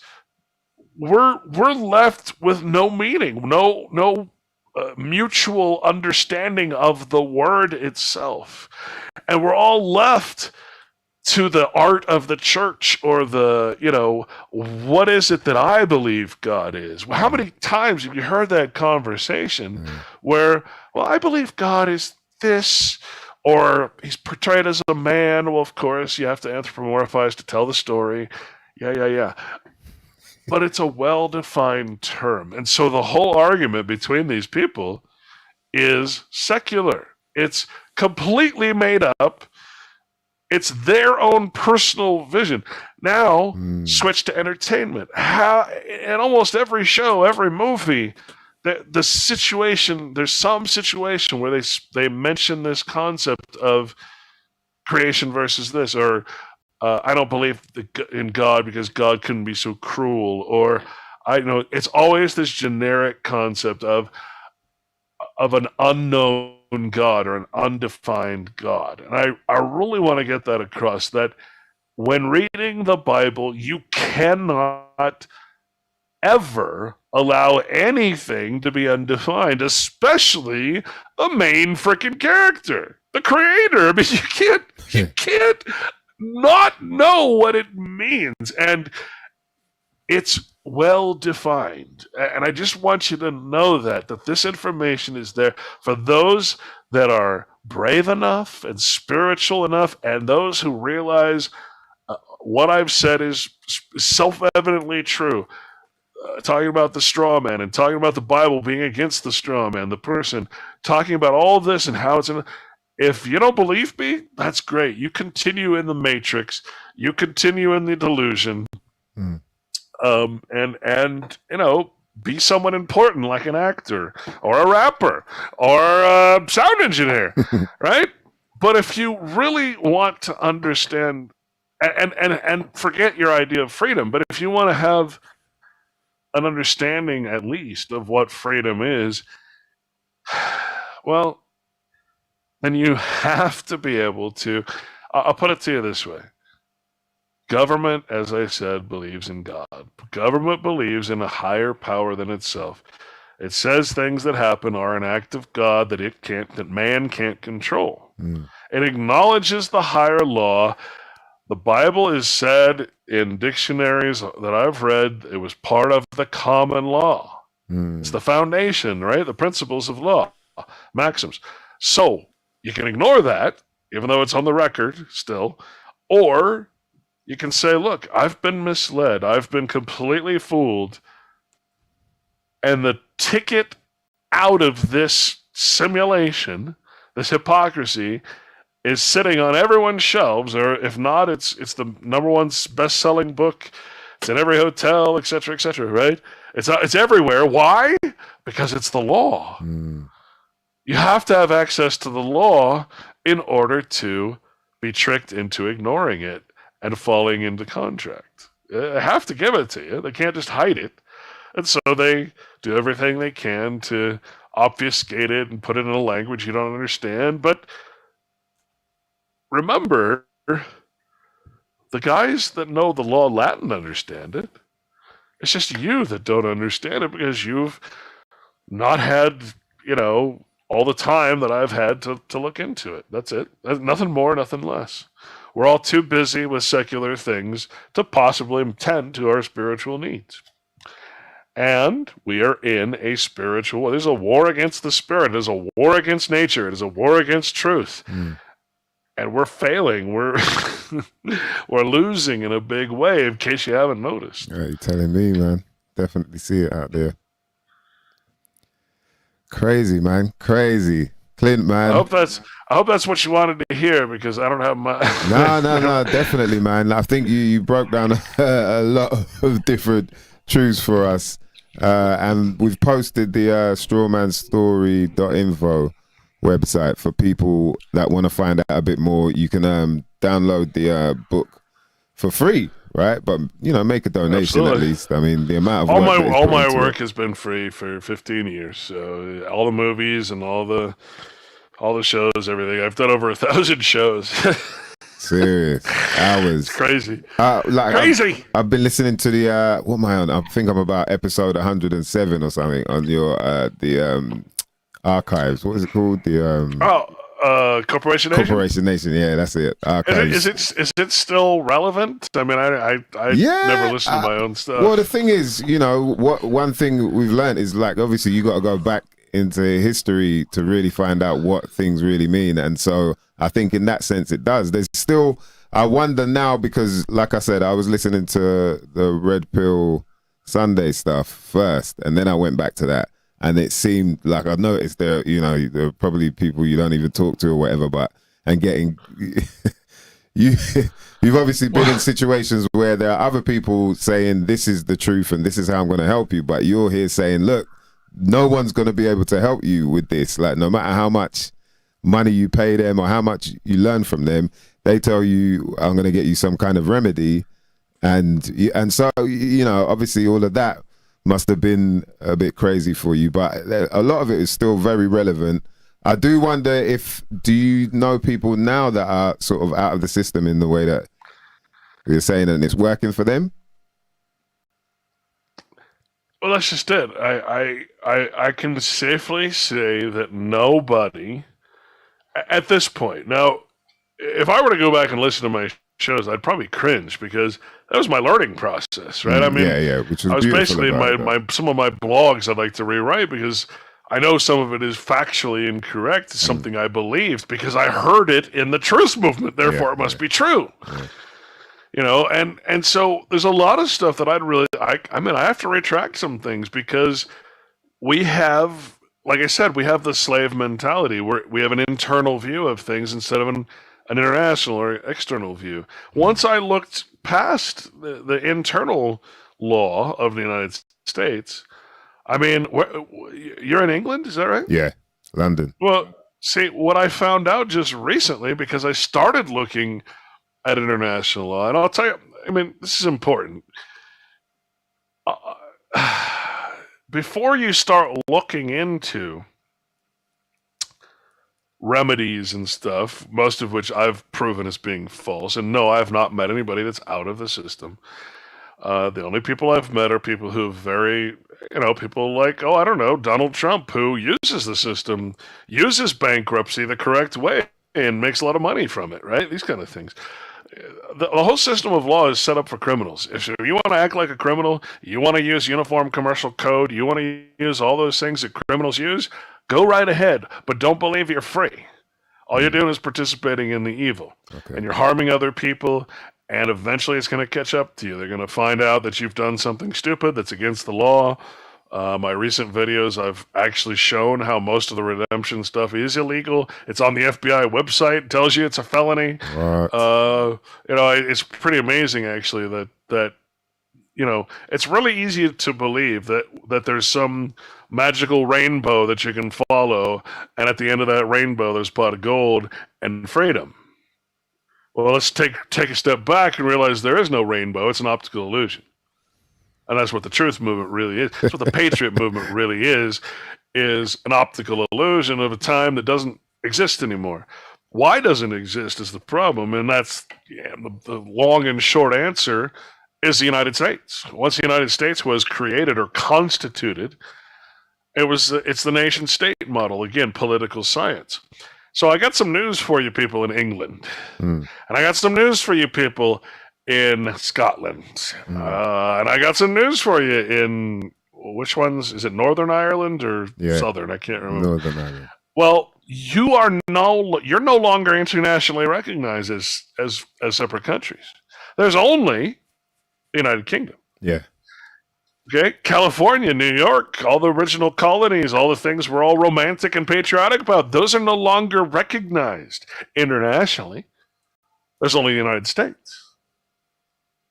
Okay? Wow. There are no states. There are no states' rights. There's nothing. That is a completely internal view of things. But when you get out into the international realm, which is what the Constitution was for, to make a nation state within the rest of the nation states, for the last 400 years, every country in the world was tricked into first becoming a republic.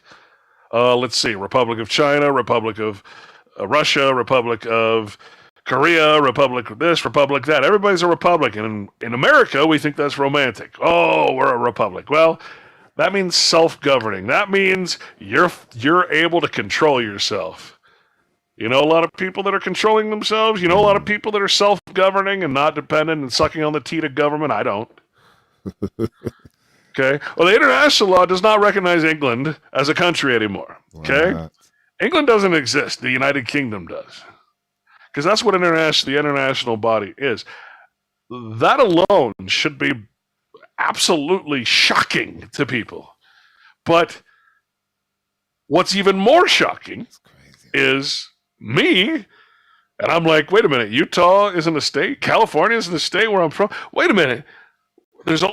What is this going on? And it turns out that in order to be part of the United Nations, in order to be a nation state, in order to be considered a state, in other words, you have to have conquered a territory or purchased in a real way, not in the legal way, purchased a territory. It turns out purchase and conquer mean the same thing.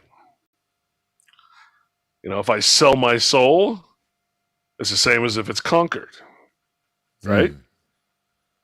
I mean, it's just a different form of conquering is to buy something, right? So, how does the international body recognize a nation or a nation state or a state? It is a conquered territory. Well, guess what? You ever heard of the Louisiana Purchase? That means Louisiana, the territory that was in that pact, that purchase was conquered. In this case, it was purchased, taken over, right? Just like when I purchase something, I purchase the rights. And, you know, so then, and only then, were states made out of that territory. To make a state, the people of the territory that's conquered or purchased have to appeal to the government. The Congress then creates it, and the president signs the state into existence. Does that sound like a state is somehow higher than the United States? If the United States creates states, where does this idea of sovereignty come from? Well, it's a lie. It's one of the many patriot mythologies that I'm discovering as I go through international law and I start understanding this. And so when you look, well, that means England, Scotland, and Northern Ireland or whatever, are conquered people, conquered territories. That's Wales as well, isn't it? Right. Well, who's your conqueror is the question you should ask.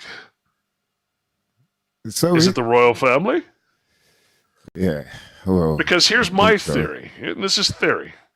My theory is that all countries were turned into nation states by the royal family because there was this revolutionary time where people wanted to be free from that system, that feudal system.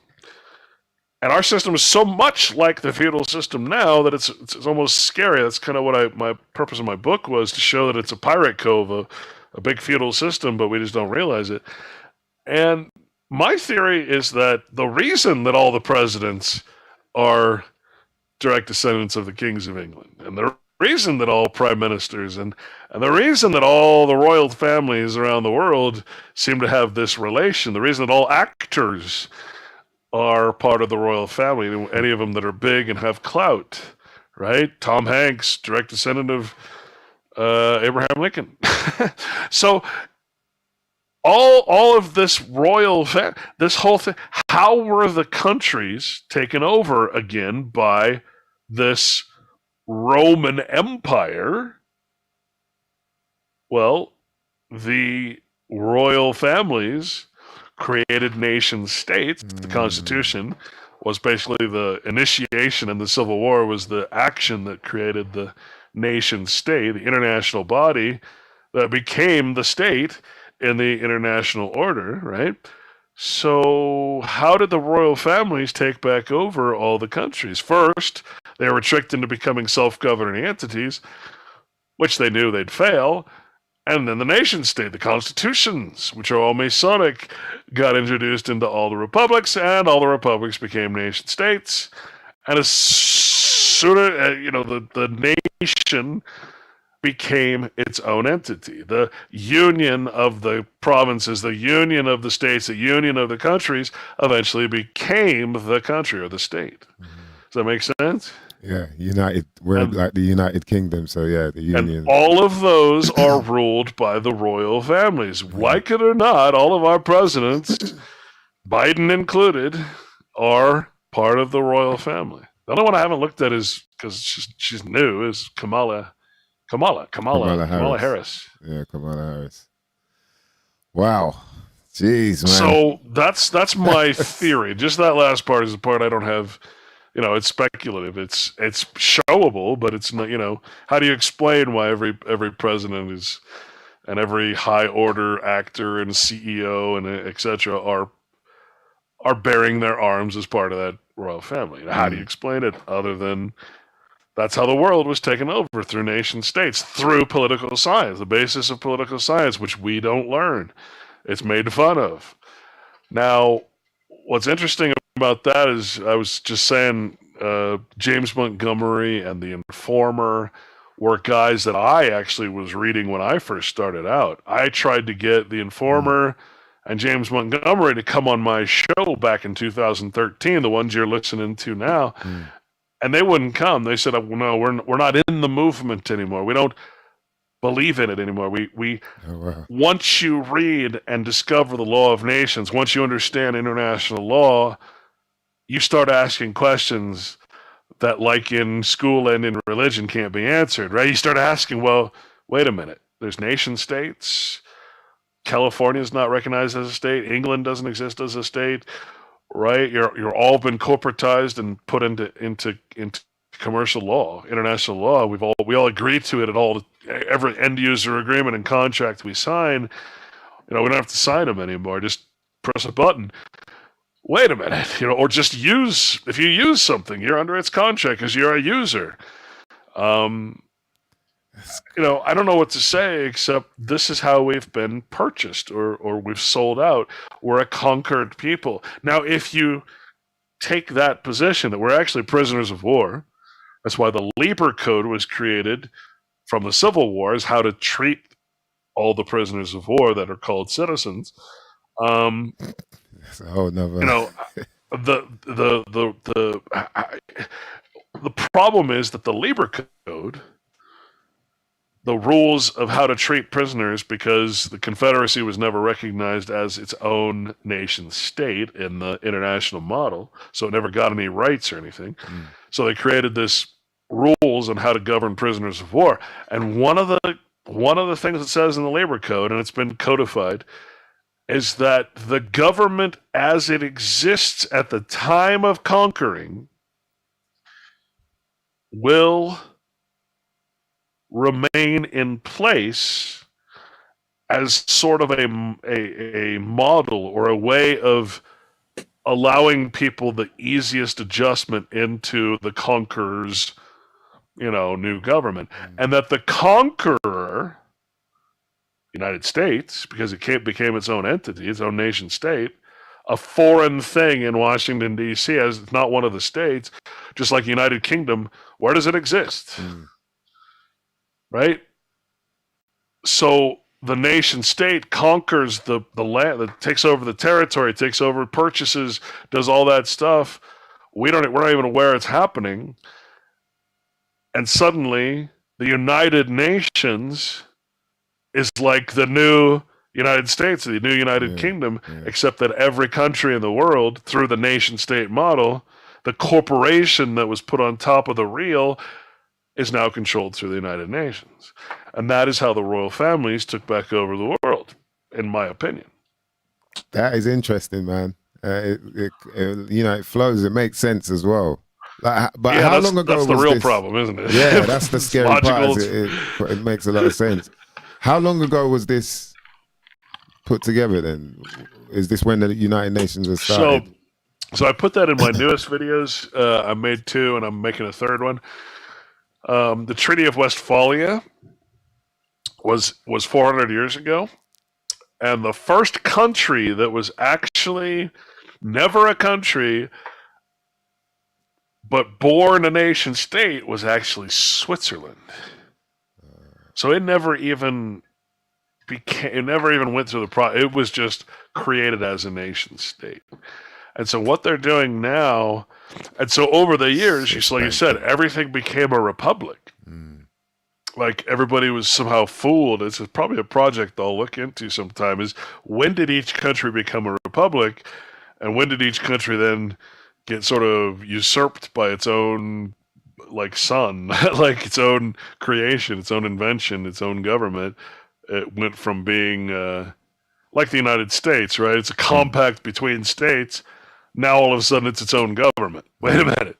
The United States is supposed to be every state in a compact to protect one another, but now it's a government. It became its own state to rule over all the other states. When did that happen in all the other countries? Well, since the signing of the Treaty of Westphalia, apparently that's how long it's been happening. 400 years. Right. So, man. Yeah, so they obviously work generationally as well. They make sure whoever they're handing it down to knows what the play is, knows what the game plan is. Well, and let's not forget, knows what the language is. Yeah. Ladies and gents, man, that's Clint Richardson right here. If you want more info, how can people get hold of you, or check out the blog and whatnot? What are the links that? I've been. Yeah, I know. I've been canceled and censored and all that. My blog is still up there, and if you type in exactly reality blogger with 1 G. Oh yeah. realityblogger.wordpress.com. There's like 200 and something articles up there that I've written of various topics, mostly this type of stuff. Just trying to explain things in layman's terms, Yeah. And otherwise, YouTube has taken down 3 of my movies. Those can be seen on BitChute and Odyssey. Same thing, Red Pill Sunday School. Yeah. Is the channel name. Other than that, I had to take the Corporation Nation down because someone went in and changed all the links and just polluted it with porn and other things. And malware and that kind of stuff. So I just took it down because I don't know enough to go in and take away all that code and leave what's right. So, it's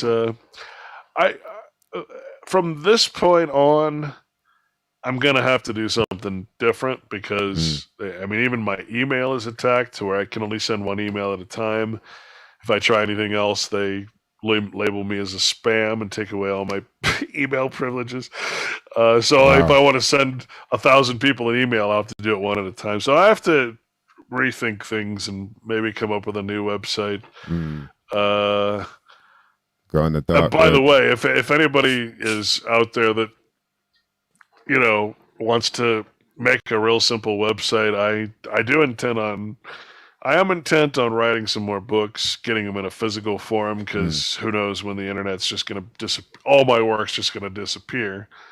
And I'd like to put all my work on a thumb drive and give it away for as cheap as possible. Wow. Just to preserve because I've done all this research, and I'd like to preserve it at least, When he's talking about 15 years as well, it's hours and hours of information. Like, I've seen it. Well, and that's just the writing part. Think about how long it took to the discovery part, the thought process behind it all. Now, if you want to do another show that's equally kind of eye-opening, one of the things that actually brought me to, I don't know, I'm gonna hold this up. Have you seen that? Only in the Matrix. No. Huh? It's in the it's the book that they wrote, the Matrix, or they tried to base the Matrix. Well, it's the book that they very got it wrong. Very intentionally, oppositely, they plagiarized it. Yeah. This is a warning about those two things, which, if you look up simulacra, it's kind of a hard concept, but simulation just means hypocrisy, which is what we're all in. Simulacra is a completely different thing. But I want to rewrite this book because it's a French postmodernist guy who amazing work. But I've read it like 12 times, and I have to. Every sentence is like this splash of emotional knowledge that's really hard to retain. So I want to actually write down everything in a book form. My problem is, obviously I'm not going to get published. I've already been banned. I have to do everything myself. That book that you have, they're mine. I didn't publish them. I didn't do it. They're in my garage. And I have to mail them myself, and it's a lot of work. You can't find it anywhere else. It's not on Amazon, and that's how I have to work. I have to work underground because, it's not possible for me to put this out there. I'm still going to try, but I seriously doubt it's going to happen. So I have to get them printed, store them, and mail them myself, the old-fashioned way, which is interesting, because if you're not bound by copyright laws or anything else, I'm not selling them. I'm giving them away and asking for donations. So it's that church model, that religious model. So it's an interesting way of doing it, to be able to write anything you want, never be censored. Not only is it freeing, but it's also a huge responsibility, because you don't want to, your mistakes are there forever. You don't want to mislead people, etc. Yeah. So it's something, man. It's really, I guess the point is, my book, not approved by church and state. And I'm damn proud of it. Yeah, man, we appreciate you, man. Thank you very much, Clint, man, for coming through. Yeah. Thanks a lot. That's definitely very deep dive, man. Yeah. That was a deep ass dive. Well, have fun deciphering though. Trust me, man. I'm gonna get through this book, man. Even if it kills me, I'm gonna get through this thing. But if anyone, so we've posted the links in the chat room, man. Common Senses. Shout out to everyone that was locked in.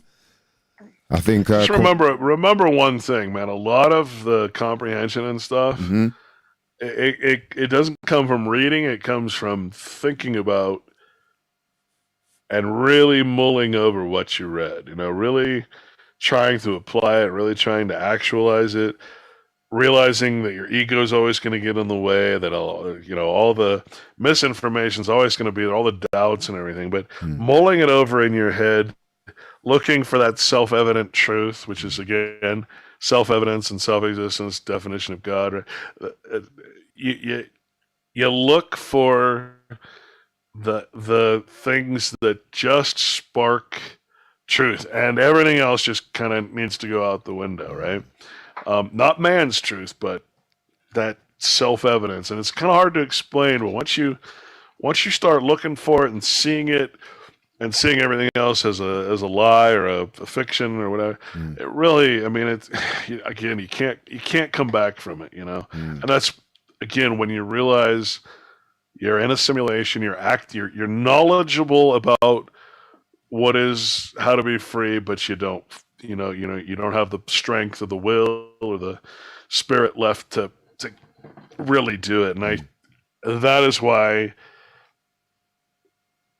my goal still is to form some sort of safe zone or monastery or something where people can go and actually have a place to be free of the worldly things to study and to learn and to actually try to act according to the example. You know what I'm saying? Yeah, it's beautiful, man. So, definitely, man. yeah.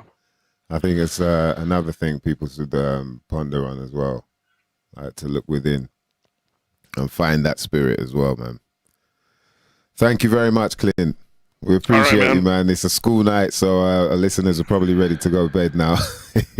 But we appreciate you coming through. And, man, if we could do it again, man, we'd love to. I'd love to go through a session of just, like, really explaining. There's a lot of words that have popped up, you know, during listening to your show. Like I said, with that lady, Tammy Pepperman, there was a lot of stuff in that was heavy. And so I think it'd be important for people to understand how many, you know, so many different words that we hear them in a certain way, but they really mean this. You know, like the first one people come up with is the whole understand and standing under. But yeah, I'd love to do that with you if you'd be available at some point, man. Absolutely. Well, like I said, just think of it as the truth speaks and the lie inverts. You know, it's like it's a constant battle between those two powers, if you will. Yeah. So, all right, guys, thank you so much, man. Thank you very much, Appreciate the time. Appreciate that, man. Yo, that was Clint Richardson right there, man. Some shit you might not never know. I know you definitely know nothing about Mother Lovers. Yo, we appreciate everyone that was locked in for that, man. Myself, Mysdiggi, Dan DNA. That was heavy deep, session. Right? That was heavy, boy. I told you, lot, man. We were going to go deep diving. Snorkel gear ain't going to work with this shit, you know what I mean? Now we're going deep. Appreciate everyone that was locked in. Vinny B, thank you very much for making it happen, brother, man. Serious, like, yo, that was like an honor. Serious, man, because so many, you know, like we were saying, there's so many people that say this, so many people say that, but this was one guy where I was like, and you lot see it there, like he speaks and it sounds a lot more like it makes sense as to what's going on, and he lays the truth like that. There's not really a way of getting out of it unless you really get out of it, unless you really unplug. You know what I mean? So we'll definitely post all the links and that in the description as well for the late listeners. Thank you for everyone that was locked in. I've got a shout out to the cmosboss.co.uk, of course, before we go. Make sure you hit them up if you want to get 100% organic, wild-crafted sea vegetables. And we're talking all types of sea vegetables, from wakame to sea moss to bladderwrack to dulse. A whole heap of different types of vegetables, fresh from the sea. 100% wild-crafted, not farmed on ropes like most others on the market. Hit them up, and when you get to the checkout, make sure you type in about 20. That's ABOUT 20 to get yourself 20% off any order that you get from the cmosboss.co.uk. You mother lovers should know by now, but there are so many benefits when it comes to CMOS. Obviously, things like it's good for the heart, good source of iodine, can help you with weight loss. Like I say, if you want to start fasting, CMOS is a good way to go. Boosts your immunity, supports gut health, can build muscle, you know what I mean? Thyroid health, you know, if you feel like, you know, you need to secrete, your thyroid's not working right, you know what I mean? Get on them sea veg. And make sure you hit them up, man. That's the cmosboss.co.uk.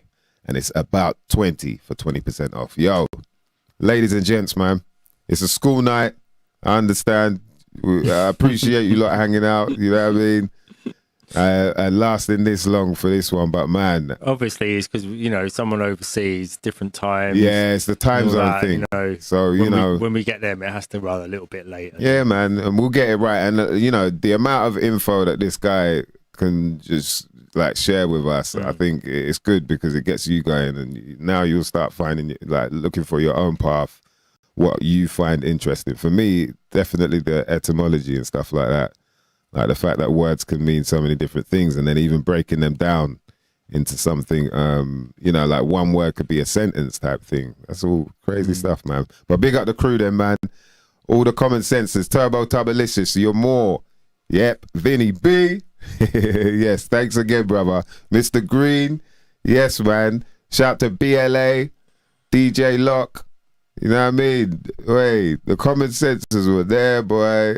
Who is it? Someone was dropping a few gems as well. Shout to the Masked Detective. He's got to do some detective work after, so he's not always here. No, till late. He works at night. Yeah, I mean. Shout to Gabby. Thank you very much for locking in, man. We appreciate everyone appreciating the conversation right here on some shit you might not never know nothing about. It's about that time, though. Make sure you have a good week. We'll be back next week with Apex Zero. He's got a very special release coming up, and we've definitely got to talk to him about that. Shout to The Only Way Out Is In as well. Locked in. You know what I mean? And all the people on the streams as well. Shout to Gleam. That'll be tuning in later on or whatever on what's it called? Pod, iTunes. Yeah. Castbox, iTunes. Yeah, that's it. What's the other one called? Anchor FM and Anchor FM, mate. And the other one. What's the other one? Spotify. Of course. We're on all them. Right. So. Yeah, Anchor FM, mate. You know what I mean? All you anchors out there, we'll be out here with you, mate. Right. Thank you very much for tuning in, man. We appreciate all you mother lovers. Appreciate Clint Richardson for what he's done and what he's doing and what he's about to do, man. Just try and support him as much as you can in any form of way, and make sure you stay locked in. We'll be back next week. You know how it is. My name is Mysdiggi. That's Dan DNA. There's some shit you might not never know nothing about. Guess what, mother lovers? We're out.